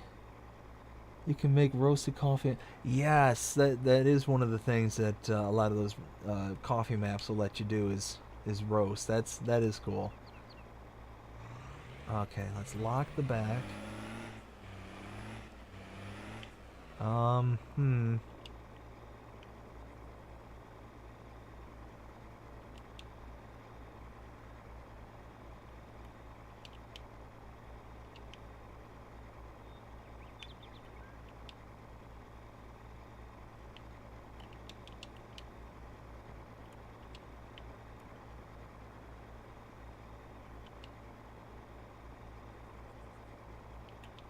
Well, I apologize for how slow this is going to be, but this is the best I can do.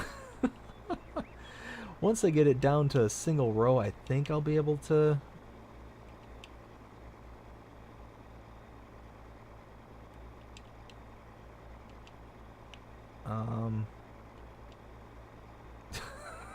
Apparently I just body checked the bale into the sell point. It worked. Alright, now that we're down to a single row.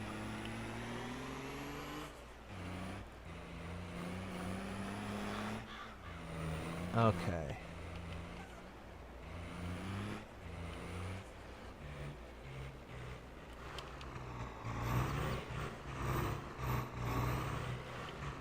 Really now? Really? You won't take it from the trailer? And I can't see why.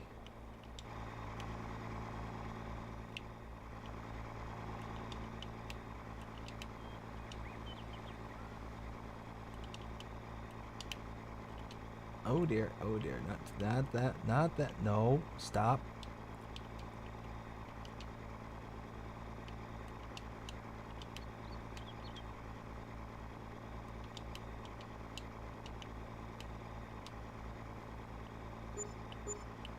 Hey, look at there, we did it!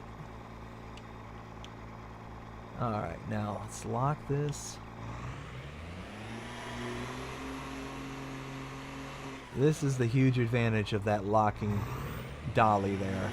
The fact that you can, you know, lock it out and be able to back up and not have to worry about that swivel axle. Oh, that is a lifesaver right there.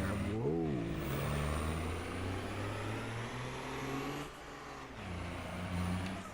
Let's back that out again.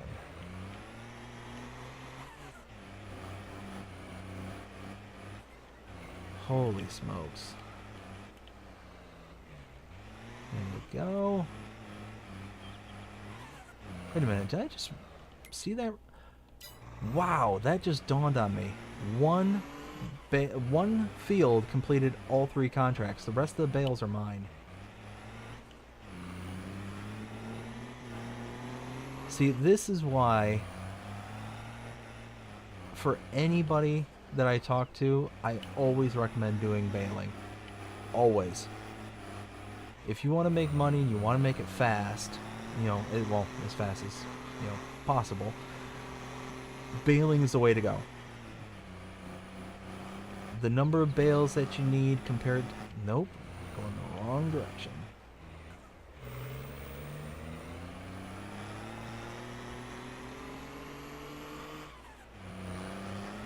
But the number of bales you need compared to, like, the amount of work to complete the contract and all that, and you got so much. Oh no, why?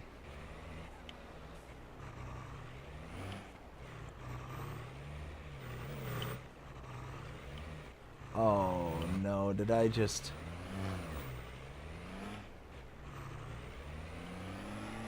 Oh, whew, okay. Okay.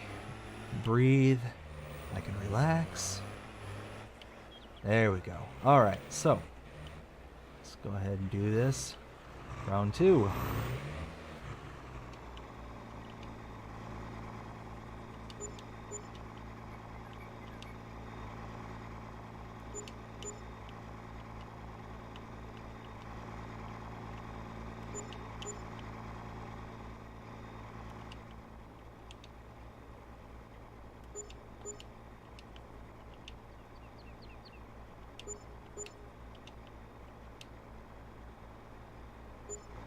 Ta-da!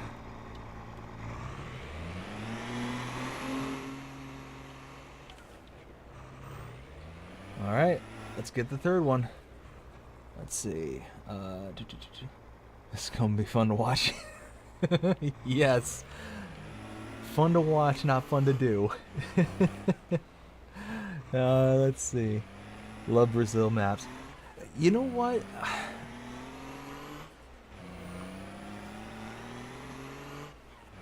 Before I started doing YouTube, I was actually very, very selective, quote unquote, as to the maps I do. It would be very rare that I would look at a map like this and want to play on it. It would be very rare that I'd look at, you know, pretty much anything that wasn't,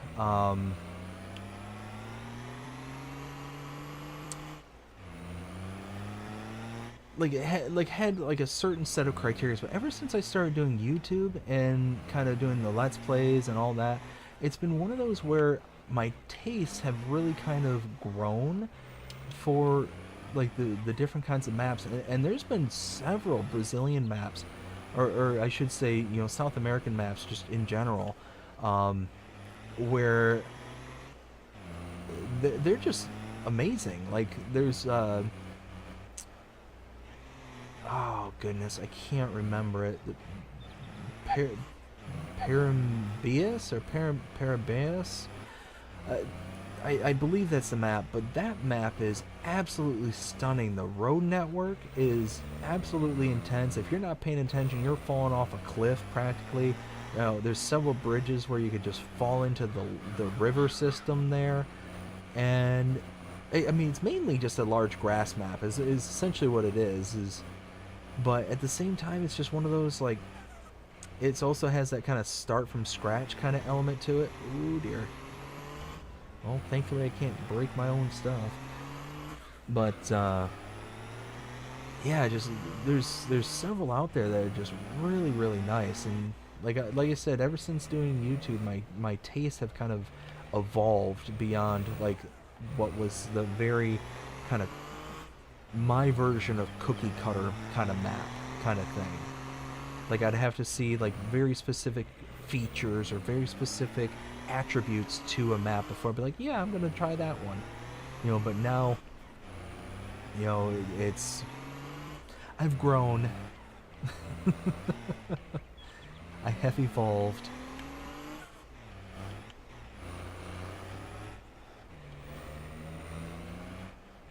There we go. Alright, round 3. Or is this 4?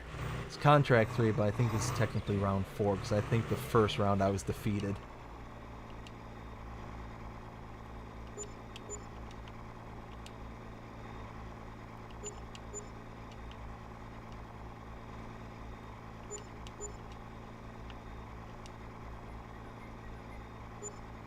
Ta-da! Not bad. Not bad at all. Now boop boop boop and boop boop boop. There we go. Now where are these at? Oof. There's a bit of range between these. Well, let's do this. Let's fill up the gas. We'll just leave that there for now. Okay, so 47, 49. So we'll probably, yeah, just do the sweep again. Just do 47, 49, and then 83. What is going on with the mower there? Why is...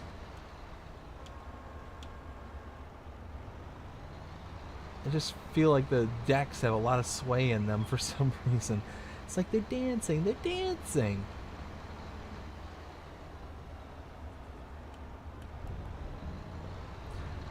I don't know if you all remember, but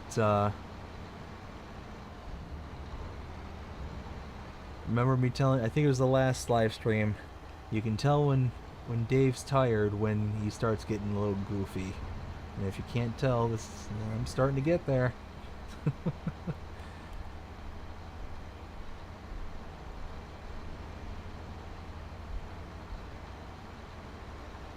I don't know, for some reason I just feel like the mower decks, the side wings are just really animated right now.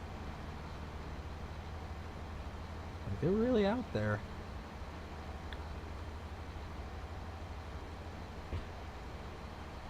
You agree on the baling contracts? Yeah, absolutely. The especially silage. Like if all you're interested in doing is making money, it just straight up cash, silage bales contracts are the way to go. Like I'm doing these because these are what's here, and it's what allowed me to be able to now have 180,000. I could pay off the loan right now, and still have 30 grand to spare. Whoop. I will be right back. My wife is trying to get my attention real quick. Give me 2 minutes.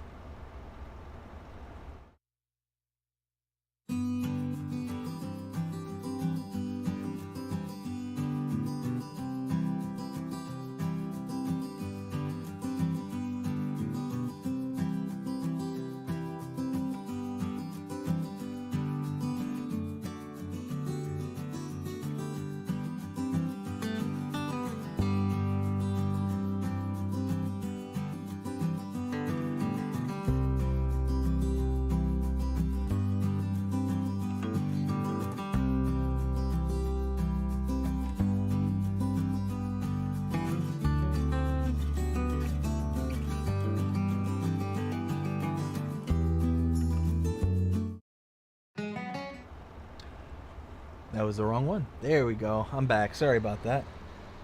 Let's see. Bring the chat back up. There we go. So sorry about that. Wife is going to bed, so she was telling me the good nights.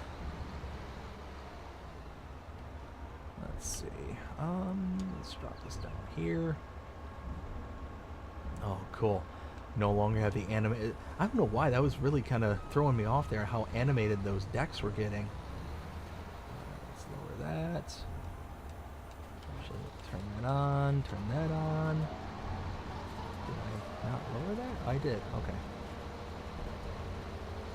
Come on. There we go. There we go.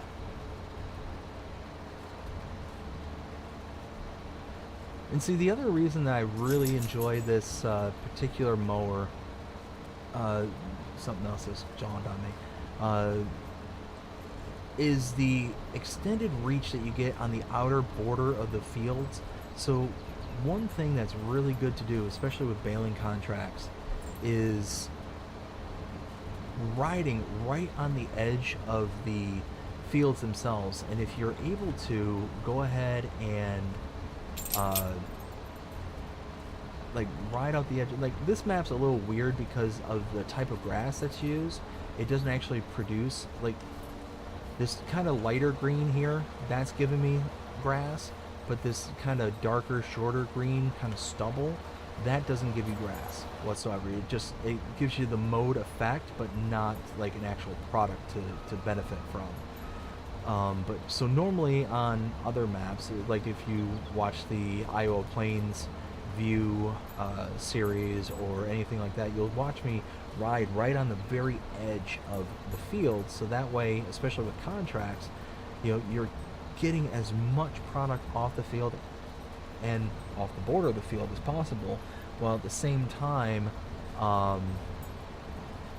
you know, kind of getting that just a little bit extra. So it's really kind of a cool way to just pad your volume just a little bit.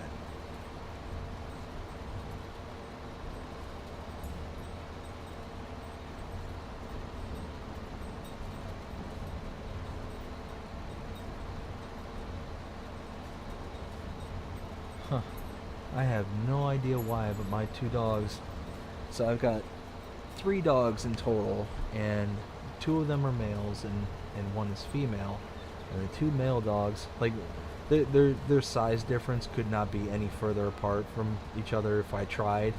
One of them is a black lab mix, and the other is a kind of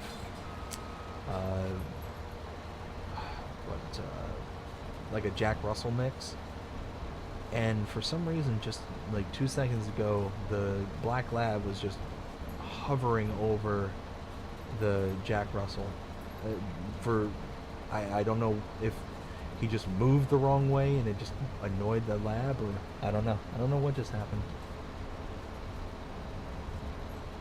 I thought they were gonna take a row at each other for some reason.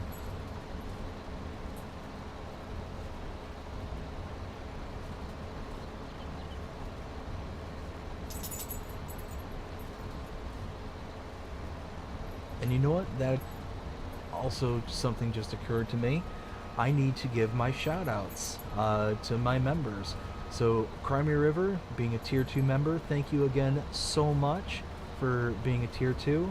It's incredibly helpful to the channel, and if you are interested in, you know, helping the channel and helping me out to, you know, be able to bring more content, better content, all that, you know, take a look at the memberships. You can, you know, there's 2 tiers, two price points, and yeah, it like I said, will directly go into helping this channel to make, you know, bigger, better content. Crimea River, thank you again so much for being the inaugural, the very first, and you know, it's greatly appreciated. Oh, and I just, oh no, well, I hope I can collect all that later. But yeah, if you're interested and you want to check it out, there's a join button in the description. There's also uh, a join button on the main channel page that it'll describe all the various benefits. And tier ones, they get access to videos and edited content early. I shouldn't say videos. They get access to edited content early. So the bloopers, the shorts, and the series and things like that. They'll get access to all that early, right as soon as it posts onto YouTube. You have access to it right away. Things like map tours, map updates, because of their nature and time sensitivity, those get pushed out to everybody, as they become available. Oops. Wrong button, wrong implement. There we go. Tier 2s, they get the added benefits of I'm sorry, and that's the other thing. Emojis. They get emojis, as you saw Crimea River there. She busted out one of the emojis there. That's the happy emoji. Also get channel badges as well. Those are all custom, created by Predator Studios. Thank you, Predator Studios, for helping out with those. I think they turned out great, the emojis and the custom badges. And the badges just indicate how long you've been a channel member, and they range from the one that you'll see Crimea River has. That's the introductory, just starting out as a channel member. That is just a very old, rusted out looking tractor. And as you continue to progress as a channel member throughout the length, you can make your way up to the Steiger. So if you can, I greatly appreciate it, but of course is certainly never ever a requirement of the channel kind of thing. That's I specifically set up the memberships in a way to leave nobody out of them. It's just, if you are so kind and feeling generous, I greatly appreciate it. And like I said, it goes directly back into helping the channel.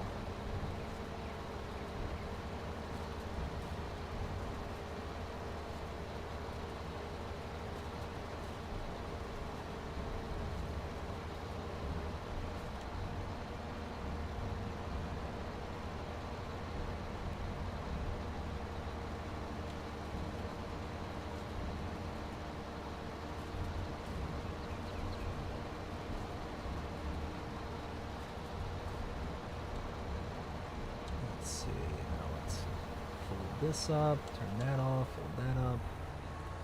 So let's see. Looks like we can get there from here. Let's go around.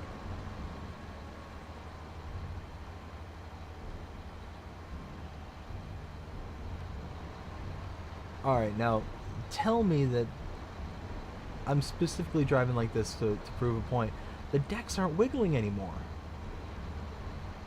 Alright, so apparently the mower was having a moment. It wanted to imitate the Steiger there, and it wanted to be the wiggle decks. So we got wiggle decks, we got wiggle bottoms. What other kind of wiggle implements can we come up with on this channel? What do you think? I mean, we kind of have the wiggle tedder, but would that just be a subcategory of wiggle bottom?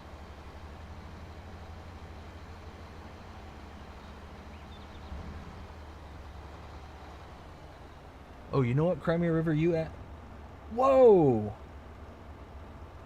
Crimea River, holy smokes.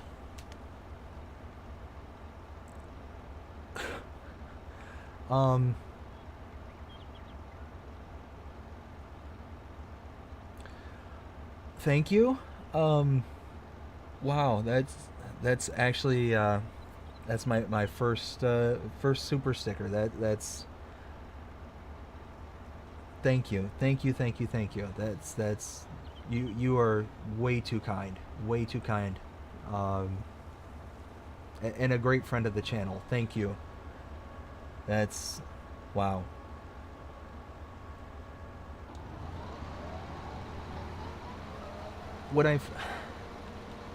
I've discussed this several times about like how this channel kind of started and all that, and at no point did I ever think that I would really kind of get to this point in this channel's like existence, being able to get channel memberships, being able to monetize and whatnot. This was all just kind of to do for fun, and it's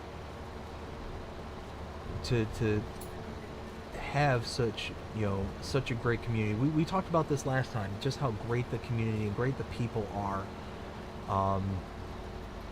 You know, like I said, at no point is any of this a requirement, and there was a whole point. I started saying this earlier. There's a whole point of why I set the memberships the way I did. I didn't want to make like members only content or things like that. Not that that I don't think that I think that's a bad thing or anything, but it's one of those like I don't want to leave people out. Like that's that's the whole community. That's the whole thing that we're doing here, and I'm so grateful that there's everybody out there who's able to do what they can when they can, and oh my goodness, I'm not paying attention to what I'm doing, and I'm just kind of,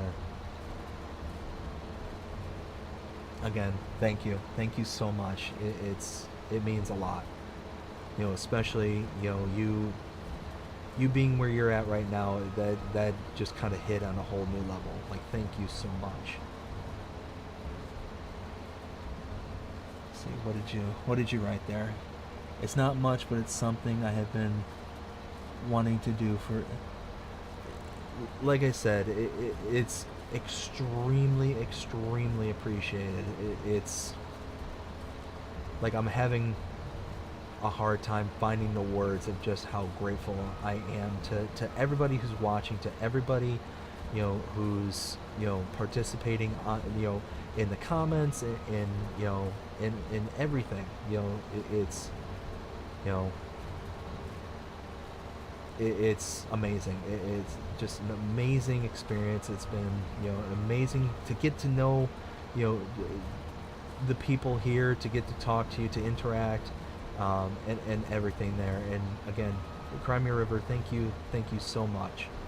Being the first channel member, being the first tier 2 channel member, and now being the first person to use the channel stickers. Like, that's wow. Just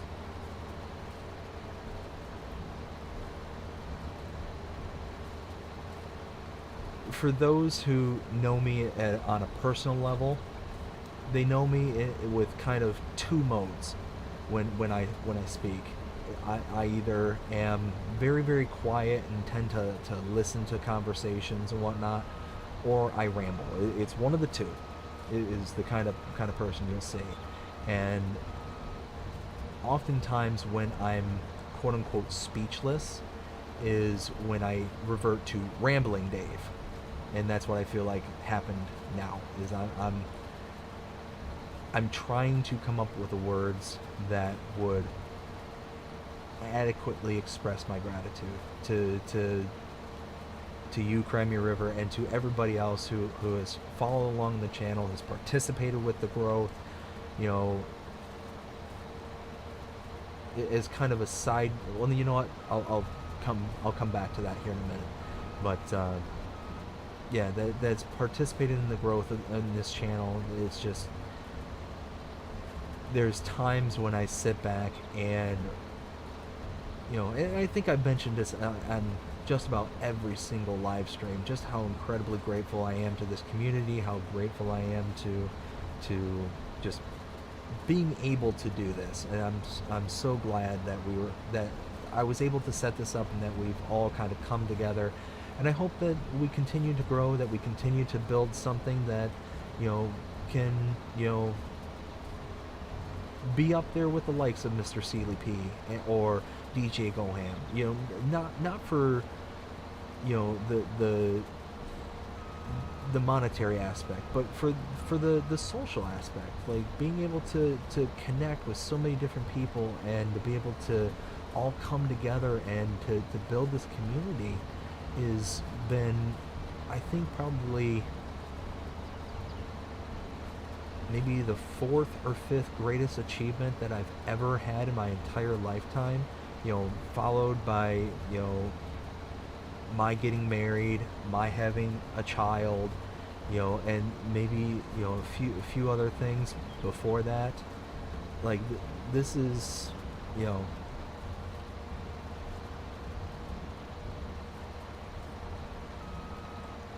this is something that is truly special to me, and something that I take very serious. And some, like I said, at the beginning of this, I've been working all day in the heat kind of thing, and you know, am exhausted right now, just absolutely exhausted. But I wanted to come on here, and I wanted to be able to spend time with you guys, and you know, hang out and enjoy, you know, enjoy our evenings together. So again, thank you all so much. Thank you, Crimea River. This is,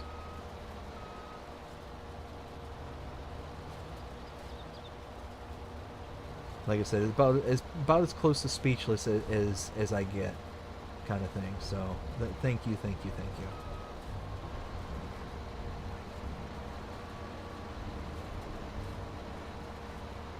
You know, and to kind of prove how new this is to me, you know, whatnot.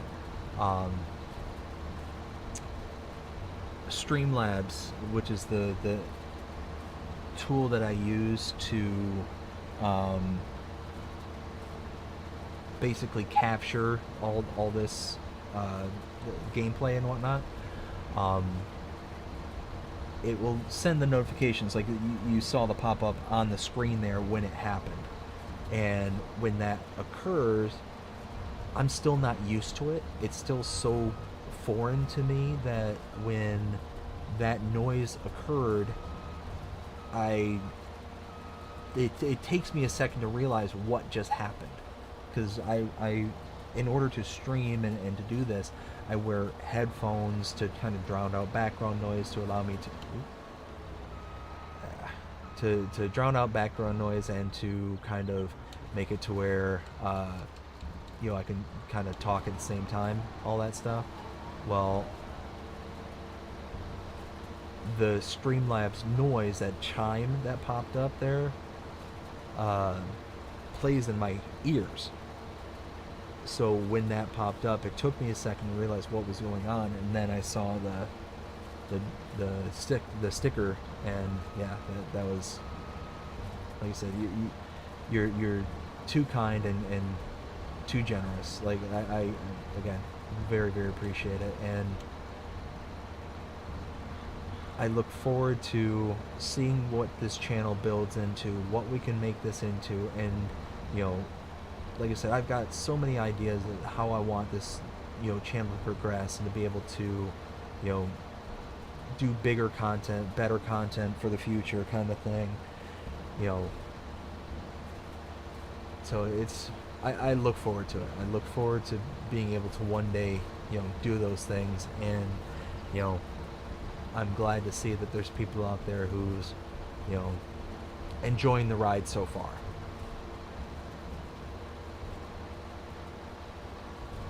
Let's see, so now that this is working, is it gonna, yep, that's what I was getting ready to jump over to the other equipment to bring it over, but how sharp that this angle is here, I figured that it was going to conk out the worker. Well, at least we get to see how well this works on a hill. Oh yeah, look at that. Works good. Works real good. Yeah, except the human element that you know, gets it out of alignment. See, that's the only thing I don't like about this particular tractor or mower, is that the decks don't lower down when you think they should. There it goes. So if you're just trying to hire a worker like I was doing there, and it doesn't exactly lower at the right time, it will then just kind of, nope, wrong, implement. There we go. We'll just go ahead and do the rest of this, that's fine.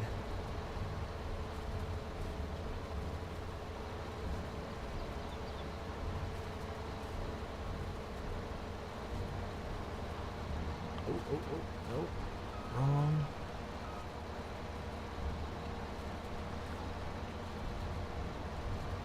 I don't know how familiar everyone is with various memes throughout the years, but you know, I'm old enough. Wow, then I'm old enough to remember some of the really old school memes, and there was a meme way back in the day of, it was the movie with Ben Affleck and Samuel L. Jackson, called The Sum of All Fears. Or no, it wasn't. I'm sorry, that was Changing Lanes. No, the movie I'm thinking of is called Sum of All Fears, and it's about a group of terrorists detonating a nuclear device in the United States. And basically it's like a rush against time and all that stuff, trying to figure out where it's at. Well, the meme was a picture, well, not a picture, but was a image of the old Lex Luthor from one of the Superman movies, but it was one of the remakes of Superman. I think it was like Superman Returns or something like that. And it's Lex Luthor just screaming into the camera saying wrong, and the meme is like a conglomerate, like a not conglomeration, like an aggregation of the Lex Luthor screaming wrong, and then it causing the actual explosion in the movie. And then it just shows like a car just flipping out of control, like into the background, kind of thing, from the explosion, kind of thing.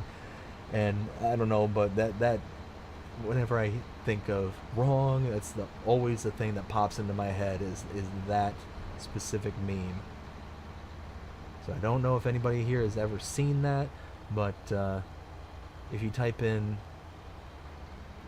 into Google Lex Luthor meme wrong, and I think Scientology had something to do with that meme too, if I'm not mistaken. I could be wrong about that, but I think it showed like a Scientology movie, and then it pans really close to Lex Luthor's face and him screaming wrong. I don't know. I can't remember that off the top of my head though. Oh, 83 is right there next to the farm. Oh, that's awesome. That means a short trip back to everything else. Let's see what I've done this field with other mowers. Oh, wrong turn. Done this with other mowers. Yes. That field with an underpowered tractor and the like wrong set of mowers can be an absolute nightmare. You essentially, instead of going up and down the hill, you have to go the short path and go like against the grain. So what would that be, like kind of east-west, you know, comparative to the map?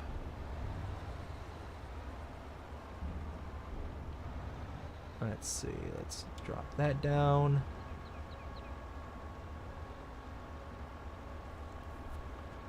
Oh.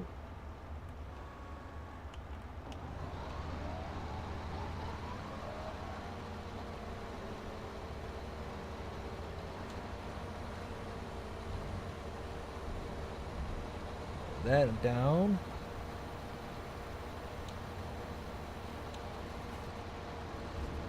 There we go. Perfect.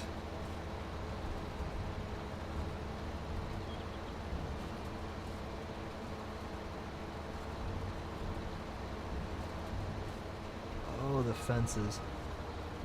The fences.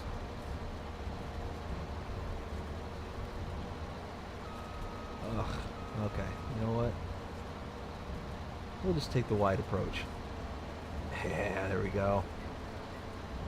We'll get this. We'll get it. I promise.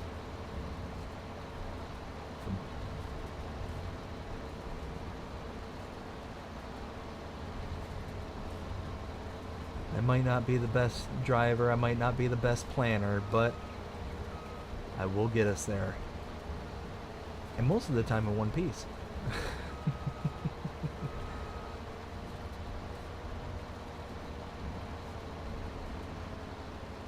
I think I said that to my wife one time on our first like trip together. We were driving to it was to a cabin we rented out in the Georgia mountains, up in the north part of Georgia. And I think at this point we had only been dating for like a year or so. And I had told her, you know, I might not be the best driver, you know this. I might not be, how does, oh my goodness, I'm stuck. I am really stuck. You know what? Busting out the big guns. Hopefully this doesn't, hopefully this doesn't catapult my mower into space. Oh goodness. All right, let's look at it. Look at the, okay. 3, 2, 1. Nope. Okay, still there. But anyways, I was telling my wife, I might not be the best driver. I might not know exactly where I'm going, but I'll get us there, and hopefully I'll get us there in one piece. And she gave me this look of, you better get us there in one piece, Buster.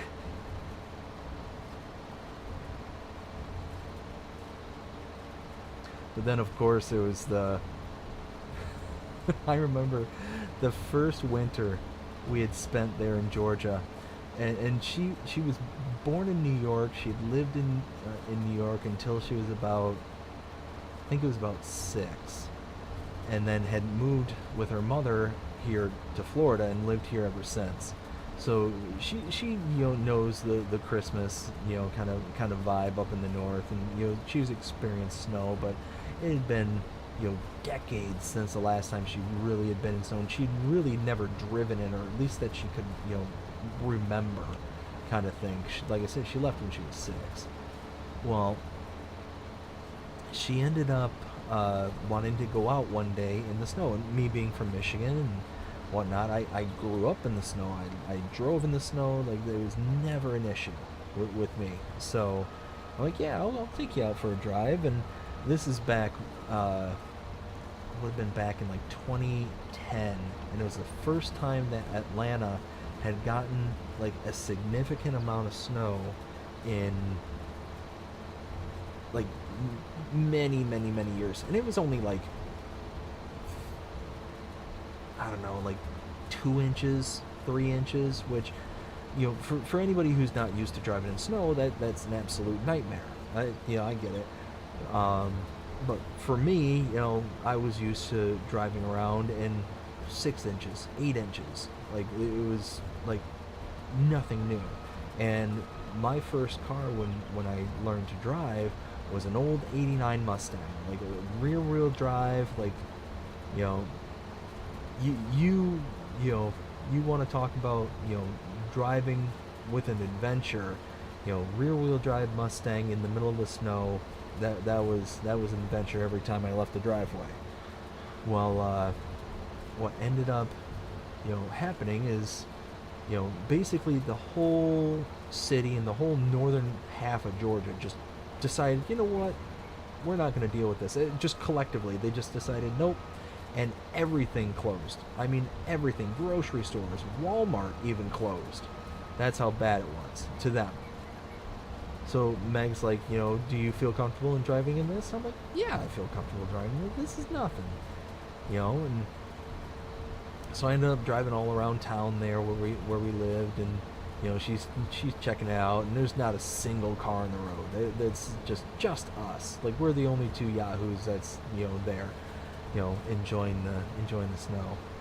And And finally, I ended up taking her into the Walmart parking lot, and I'm like, you know, we'll have a little fun at kind of at her expense. And that's when I decided to just absolutely give it the beans. It was a little two-wheel drive car. It was a front-wheel drive, you know, full-size car at the time.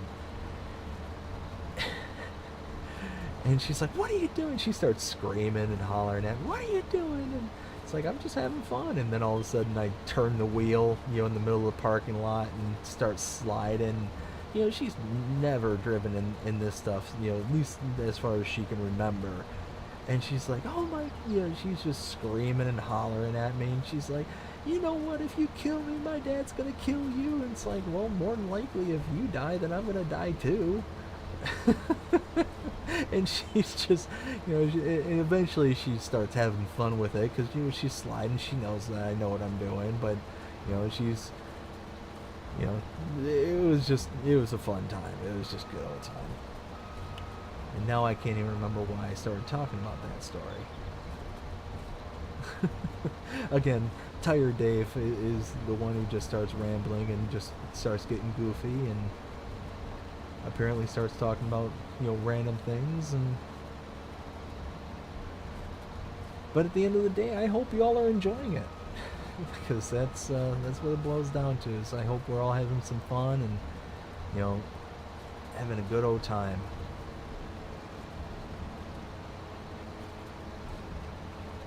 Tell you what, this field is actually a bit. I mean, it's not bigger than. I guess it's bigger than what I imagined it to be. So I can imagine what was actually going on in your. Yeah, yeah. I'm sure she's sitting there just cursing me out in her head. Like, at least that's what I imagined she was doing. But I mean, who knows? Because at the end of the trip when we got back to the hotel, but back to the apartment, she was. Oh, I asked her, you know, did you have fun? Did you enjoy, you know, going out? She said, "Oh yeah, I had fun."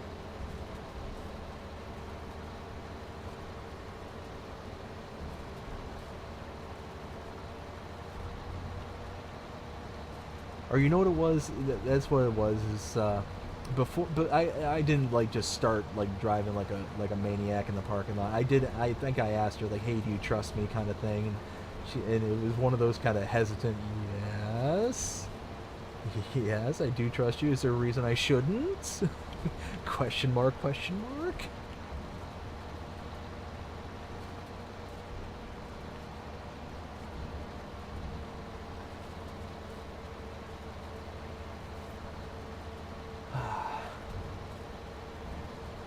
But us men, you know, we're just perpetual children, especially when it comes to certain situations. Get me some fresh snow, and I wanna figure out a way to throw the car sideways into it. Actually, you know what? It's the combination of, you know, fresh snow, empty parking lot, and, you know, nobody else on the roads to where, you know, nobody is going to be in danger of me doing, you know, said stupid thing.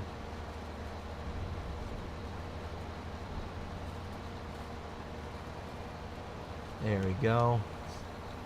Well, everything's all mowed, ready to go.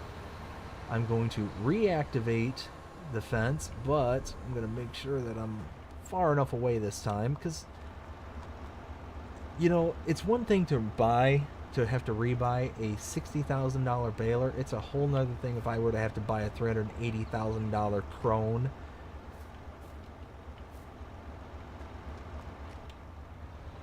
Like, there's the term rage quitting. I'm pretty sure that would cause, like, rage beyond rage. It wouldn't be pretty. Well, I mean, at the end of the day, this actually worked out, you know, kind of going in this kind of loop around, because, hey, now I'm back here at the farm and can park this piece of equipment and move on to the next bit.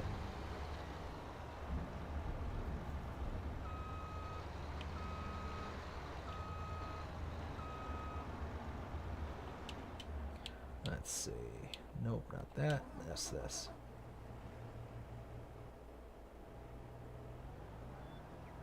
All right.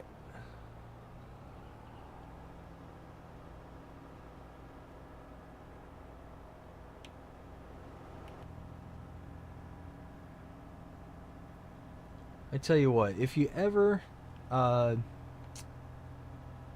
get one of these wiggle bottom tractors and you want to make the steering just a little bit easier, go into first person view. First person view in a wiggle bottom is so much easier because you don't have that kind of depth issue like I deal with.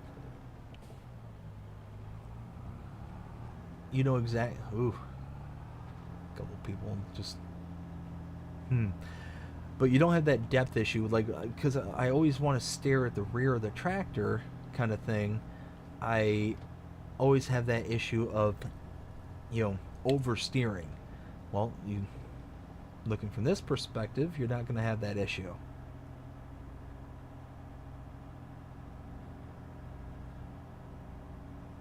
So, little pro tip.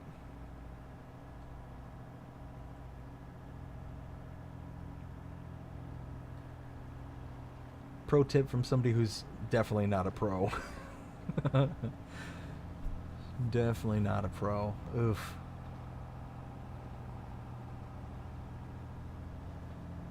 Let's see, so.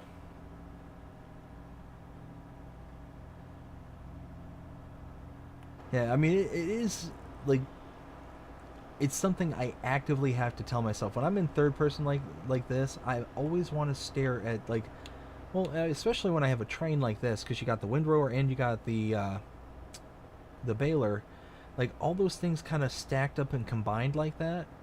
Okay, yeah, it's still a little ways in. All those things kind of stacked and combined like that, it draws my attention further away from the front of the tractor. So when I'm turning, I'm always like just not staring at where I'm going. I'm staring at where I've been, kind of thing.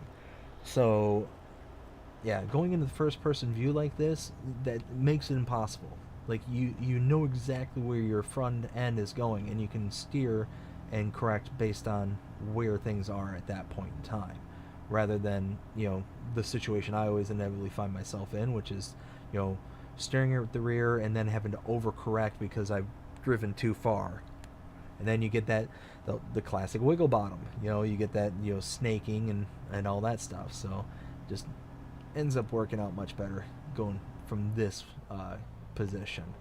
But then it makes it a lot more difficult to be able to actually do the work. So I tend to, like, I'll go into first person view when I'm kind of driving from place to place, and then third person view when I'm doing work.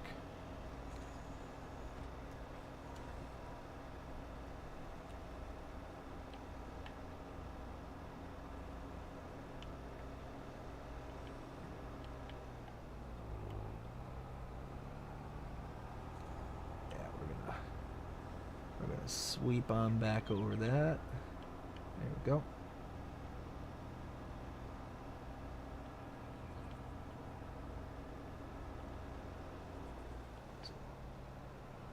Ton of grass in this corner right there. I got passed by. Get it up. Whoa, see? Like right there. That's exactly what I'm talking about. I'm staring at kind of like where the windrower is, and not finding where the tractor is. There we go. Now snake our way around that. Perfect.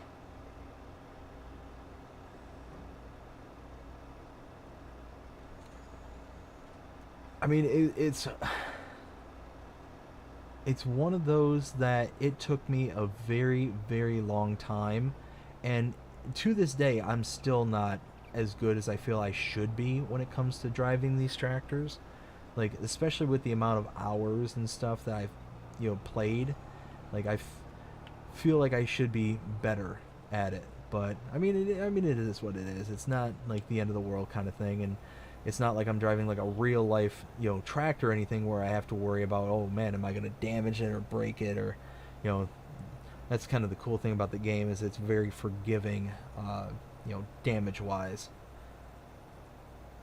But you know what? That's one thing I could see Giants eventually, maybe not in 22, but maybe in like a later iteration of having like more realistic damage as time goes on. So like uh, not just the kind of static bar that kind of drops through wear and tear, but actually having like physical damage appear on the tractor, having a need to repair.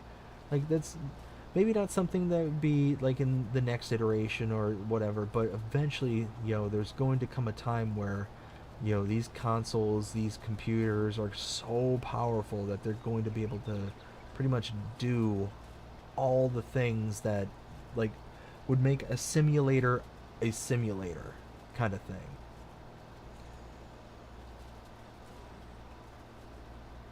And just more than just like the simulation of farming, but the simulation of like what would be life kind of thing. Like everything that would be life, like kind of the old EA Sports, tagline. They had a tagline from way back in the day. If it's in the game, it's in the game, kind of thing. And they basically referred to, like in the case of hockey, if it's in the game of hockey, then it's in the video game of NHL, kind of thing. But they've long since did away from that.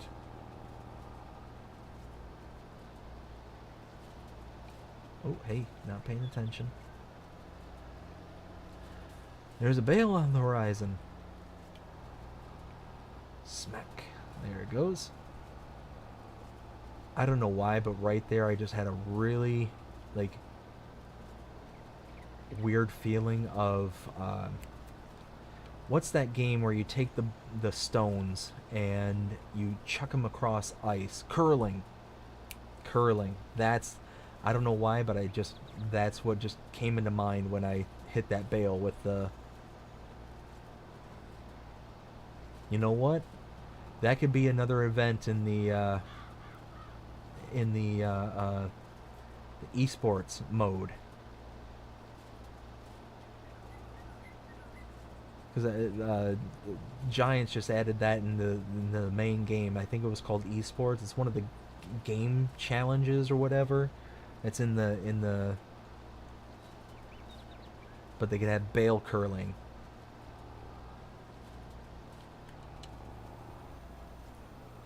That or some random map maker will just add it to their map.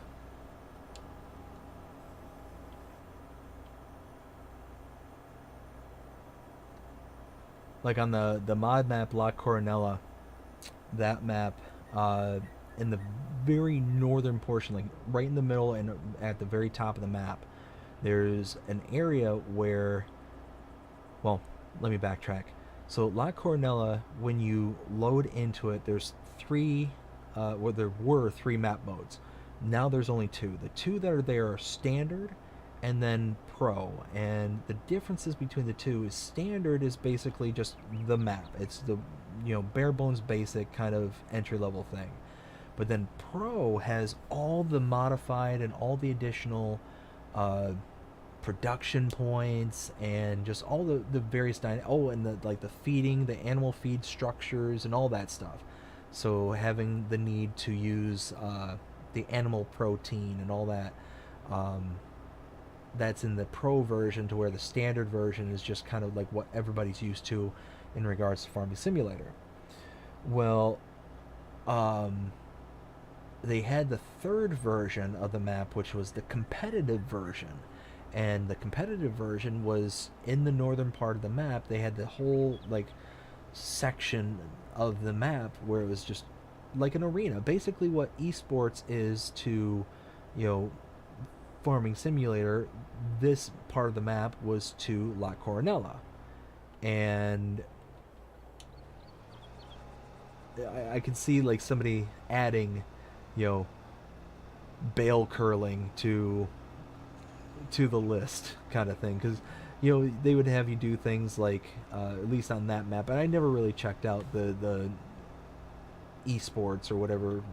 Again, I keep calling it esports, but I can't remember what it's actually called at the main screen there.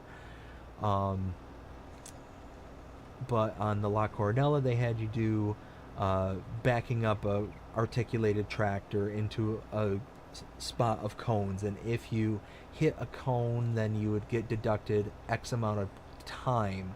So it'd basically be like a time penalty kind of thing. After that, they would have you do use a telehandler with a bale fork, and what you would do is you would take the bales with the bale fork and you would drop them down into these pipes. Almost look like Super Mario Brothers pipes, kind of thing, like the low green pipes. And you'd have to drop the bale into the pipe, so it'd basically be like a measure of precision and all that stuff. Then they had like a harvesting one where you'd go through and harvest whoever harvested the fastest without missing any product, and whoever had the most by the end, kind of like all these different elements to it, and it was just all integrated right there in the map. Well, when they did away with the kind of third version of the map,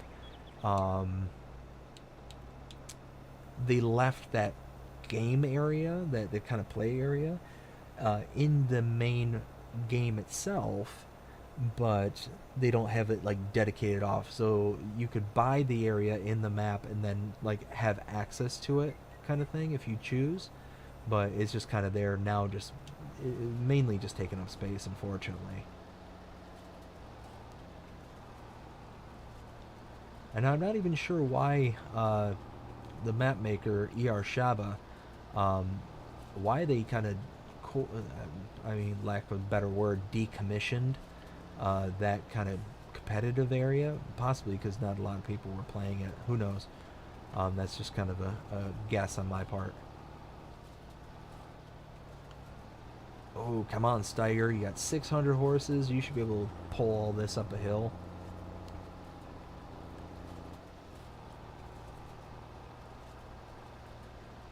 You know, it's certainly one of those, I could see it being fun with friends. Like getting like 3 or 4 people on board and just, you know, ripping through and trying to have, you know, a good time. I could see that being like a real hoot. There we go. But it's also one of those things, like, I could also see it having kind of a quote-unquote shelf life kind of thing. Like, it'd be something that I would expect be very popular when it first was released, but then after its release probably has diminishing returns. Is kind of my best guess. And again, is also my guess as to why it kind of is no longer a part of the map experience itself, kind of thing. Again, just a guess. I've never actually, you know, talked to ER Shaba or anything, so it's just a speculation at this point.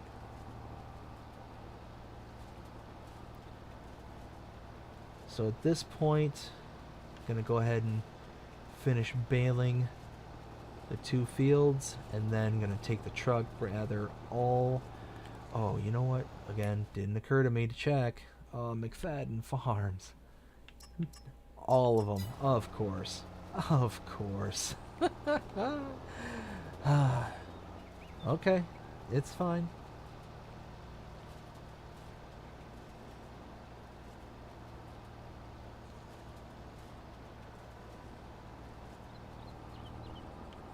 Just want to make sure I'm getting as much of this product as I can.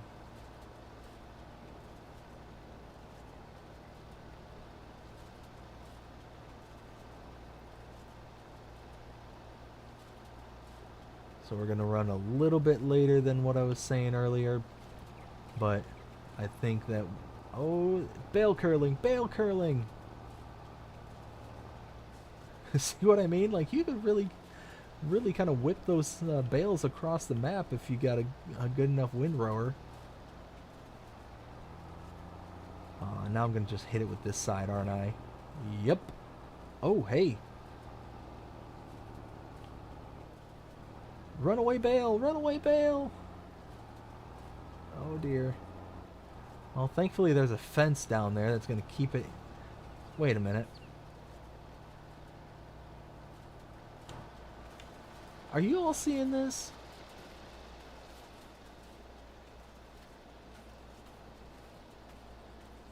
What? What? What is going on here? Why are you defying physics? Not even just game physics, just physics. You know what? Is that... That must be the egg moment. You ever seen people do that? They'll take an egg and actually balance the egg on, like, the... What the... Did I even touch that bale? What is going on here? Alright, so we've got bale balancing, bale... There it goes. Bale curling, and now we have ghosts in the field. What is going on here?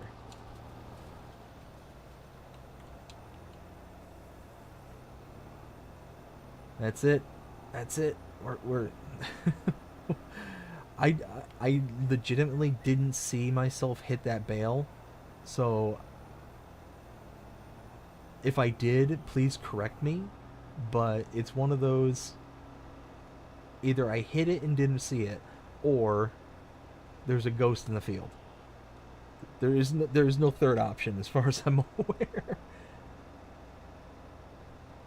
You've seen that happen? I've never seen that happen. Like, that is the first time I've ever seen them just kind of... Like, I've seen them, like, rolling down a hill kind of thing, and then they just, like, stop kind of thing, but I've never actually seen them, like, plant themselves... Oh, hey, I've got the baler still on. I guess it doesn't matter because I'm going top speed of the tractor anyways.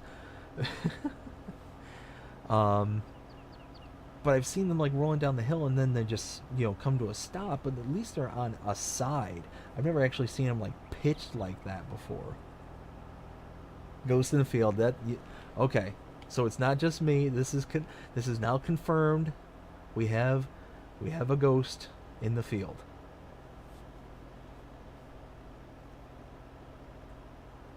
You know what's funny here is we talk about ghosts in the field, but throughout our home, I have cameras set up all throughout the house to kind of capture you know activity outside and whatnot. And one of the cameras that we have is set up in my garage, and it's where I've got all my very expensive tools and whatnot, because I do a fair bit of woodworking and whatnot. I haven't really done a lot here lately, but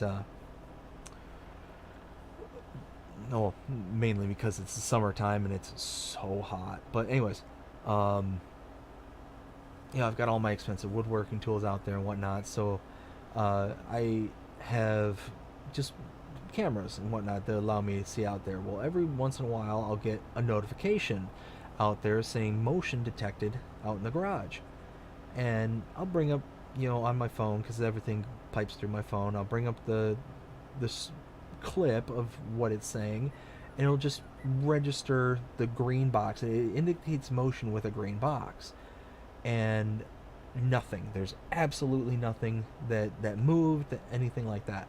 So my wife and I have a running joke that we have a ghost in our garage. So it just ghost in the field and ghost in the garage. Just another funny story.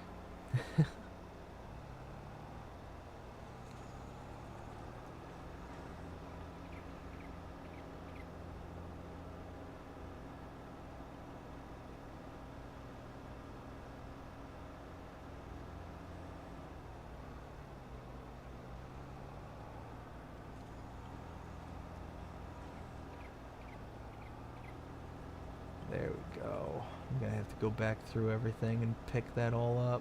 I'm missing a ton. Whoa. See, again, overcorrection.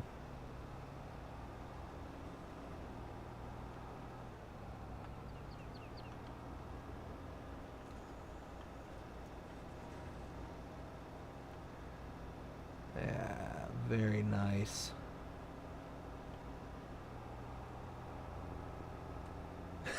I just thank you, Crimea River. I just looked over at the chat because the way that I have my whole setup done is I've got the TV in front of me that I play on and that I record from, and then my computer is off to my side with the chat and everything, you know, running on that. And I just looked over and I saw the ghost emoji there, and I didn't even know there was a ghost emoji. That's funny. Oh, good stuff.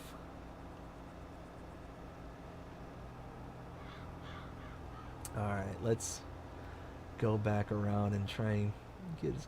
Oh, see?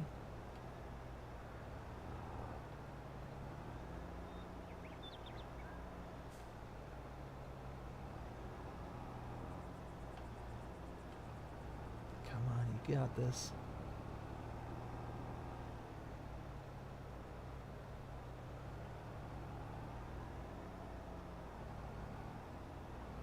Ooh, there we go.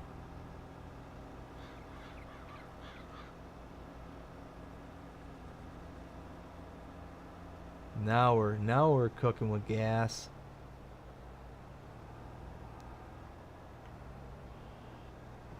Ooh, that one's... Oh, I got most of it. I got most of it. Alright, let's lower... Nope. Lower that. Lower that.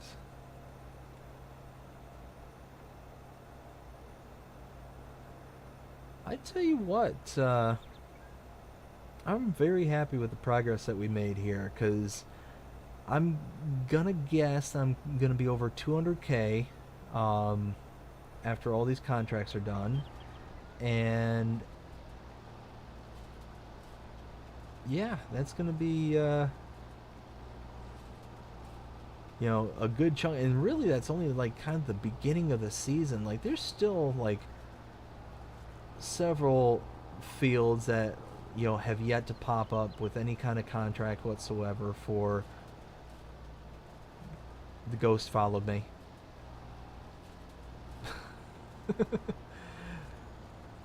Like, I know there was a collision on that one, but it was like there appeared to be a bit of space, just enough space to kind of call it into question. Anyways, what was I saying before the ghost popped back up? No, I lost it. Oof. I am just clobbering everything in my path.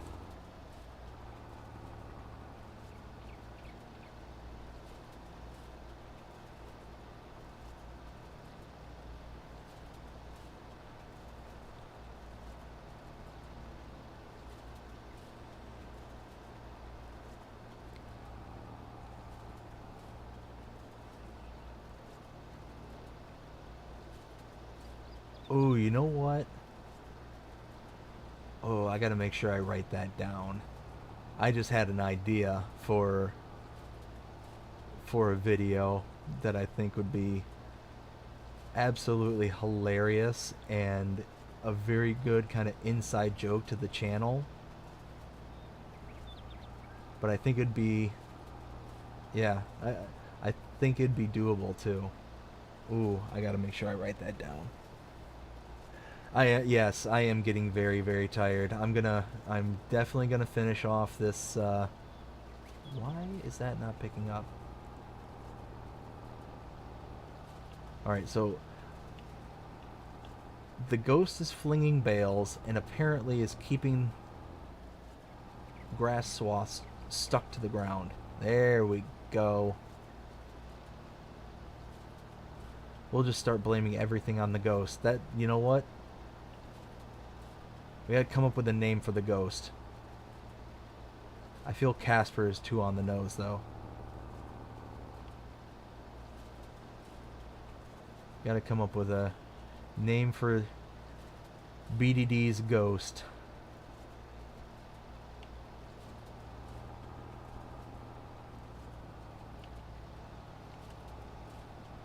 right. We got that done. Open that, close that, fold that.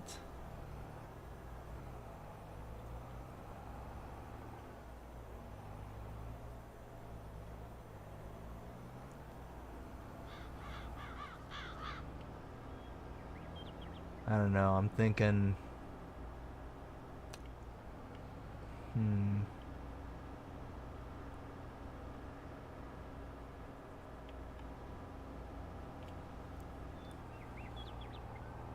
It's gotta be a good name. We gotta come up with a real good name for the ghost.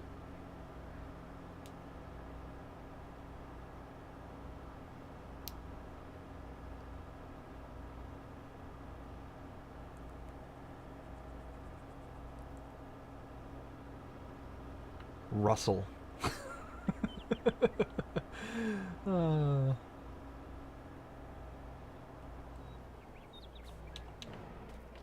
And I don't know why. No, we gotta come up with something better than that. Come on, anybody got some good suggestions for a ghost?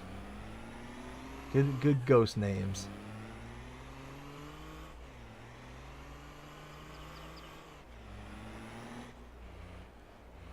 And again, Casper's taken.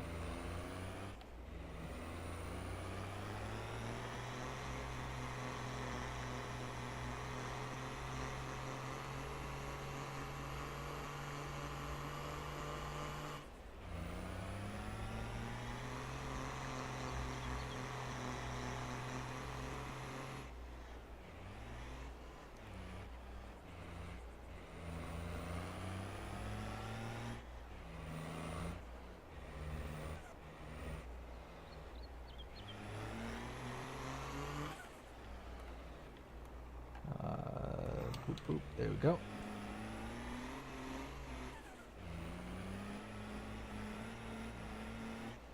I don't know. How about William? How about William the Ghost? Call him Bill.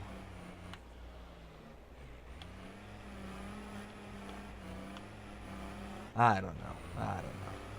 I'm not sold on it. You know what? That's what we'll do. I will after the stream is done, I will go ahead and create a community post, and I'll take like the top suggestions for naming the farm ghost. That's what we'll do. Yep. Or maybe I'll come up with like 4 to 6 names, and we'll put it to a vote, like a survey. There we go.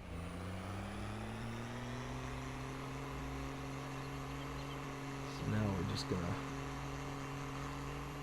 rush everything, get these all traded in, and be good to go.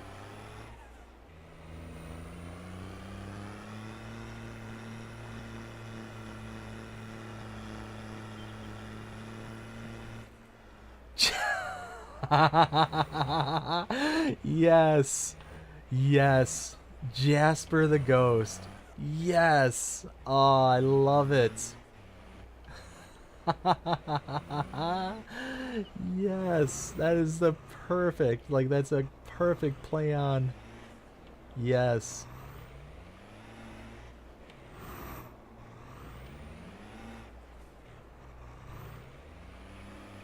There we go.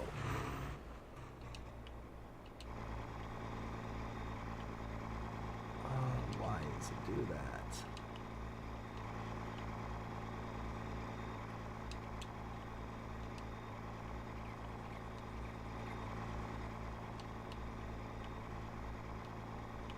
Darn it.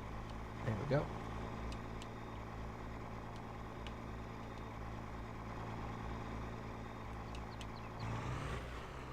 There we go. All right. Lower that back down. All right. Field number 2. Well, technically 40 something, I think, 60 something. Yes, I love that. That is definitely, you know what? Not even gonna put it to a vote. Jasper it is. Jasper the Ghost. I love it. That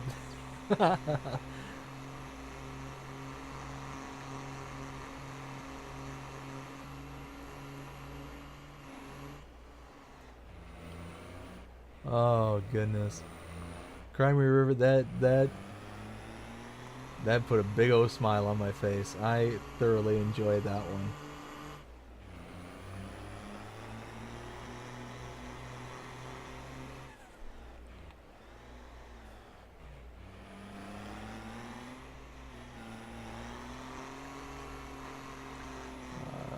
Yes, I do have. Okay, let's pull in here.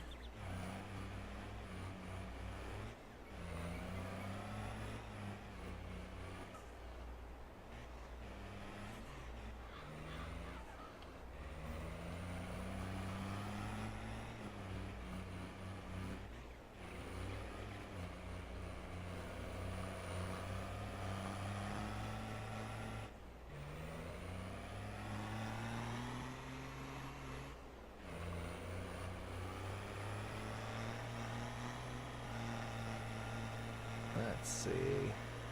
So between this should be enough to complete all the contracts at this point.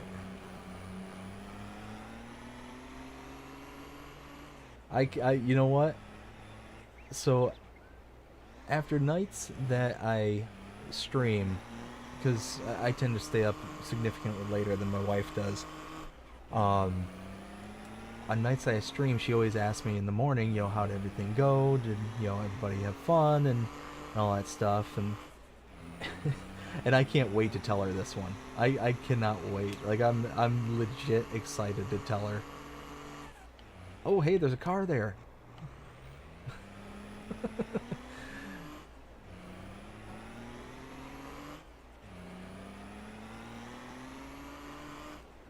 Oh boy, it is.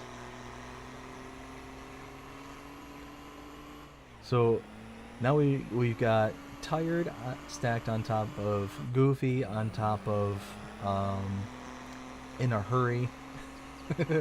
it makes for a bad combination.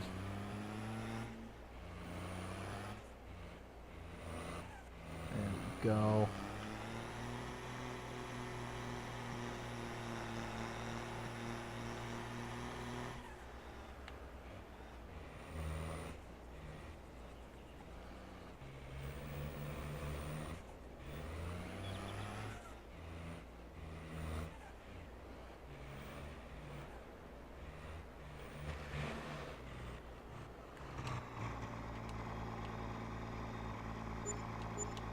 There we go. Now we're starting to make money.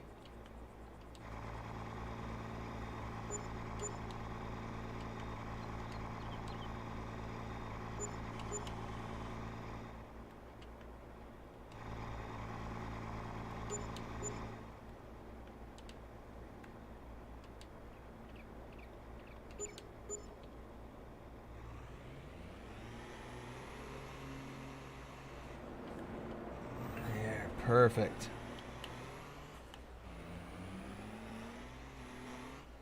Alright, so we've got one more field.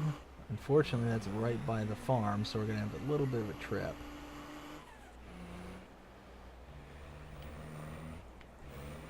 But we're going to get there in a hurry.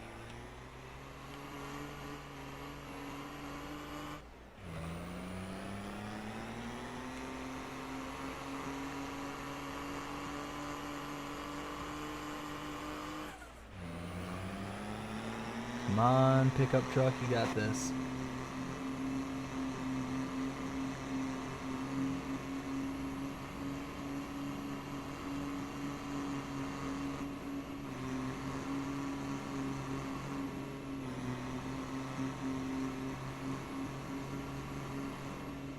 Oh dear, oh dear, oh my goodness.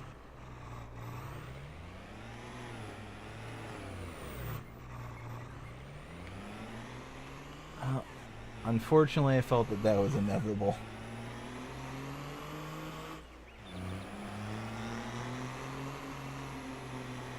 Let's see. Please tell your wife thank you for her thoughts and prayers. It means so. Oh, Crimea River. Think think nothing of it. I mean, it's the absolute least that we could do. It just like I mentioned in the comment earlier. I wish that there was something that we could do to help out, or to do something more than just have you be in our thoughts and prayers. But it's just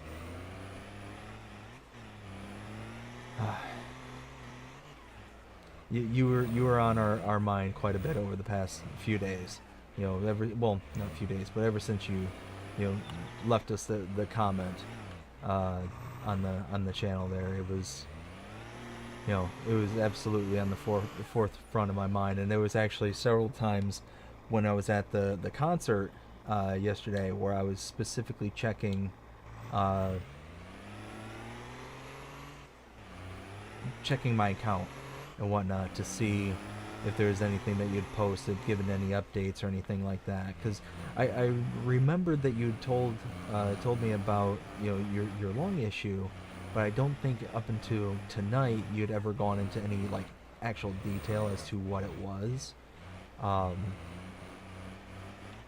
So it was just one of those that I was just wanted to make sure that I was kind of keeping an eye out, make sure that there wasn't anything that kind of popped up, because you have been such a great friend of the channel that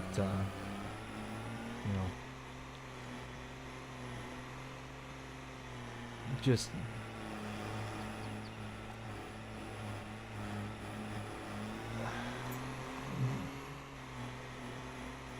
like I said, it just the absolute least we can do. Just with everything that you've done, for the channel, helping us grow, one step at a time, kind of thing.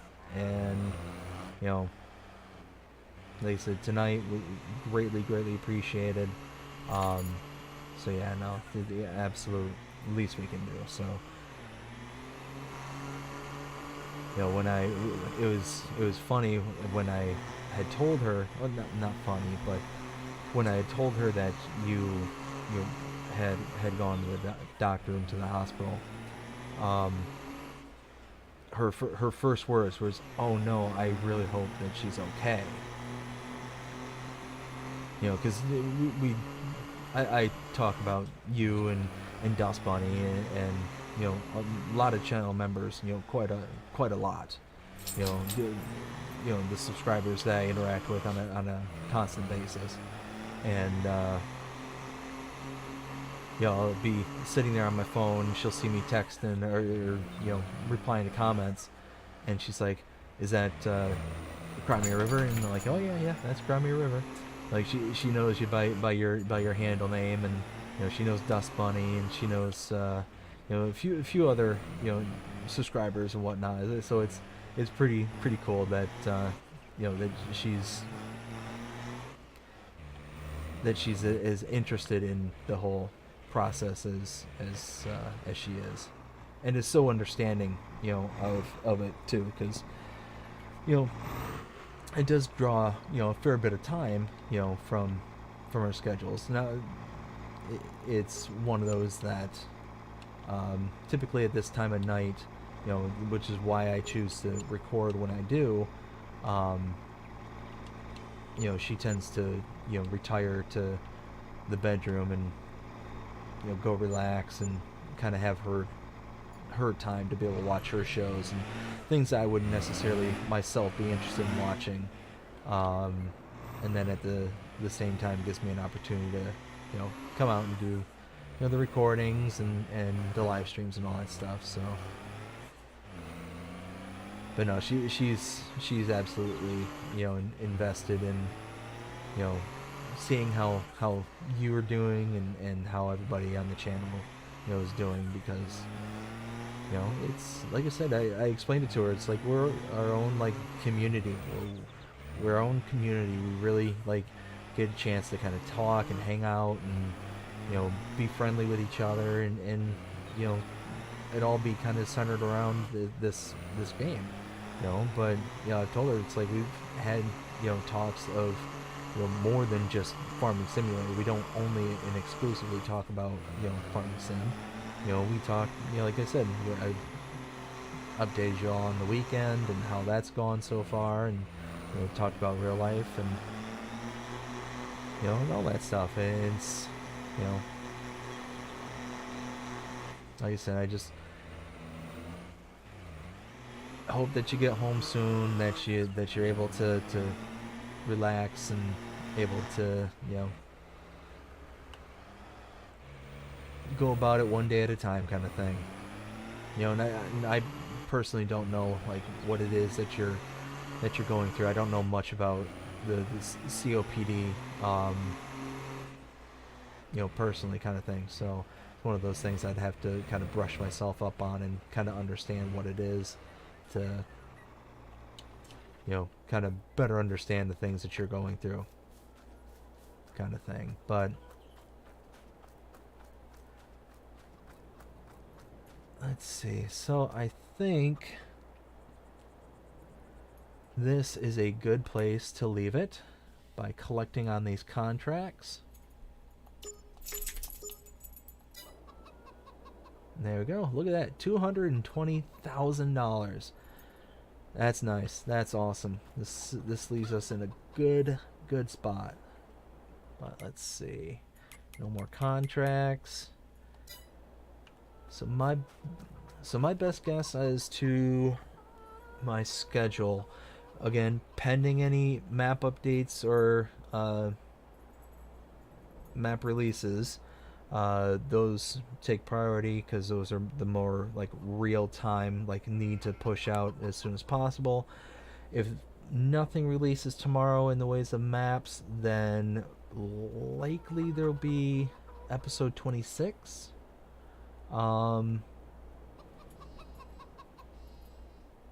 Yeah, I think well, no, maybe another live stream. I'll have to kind of fiddle around with things and see what I think would work out best. So I've got a couple of ideas that I want to continue to work towards with the remainder of this series.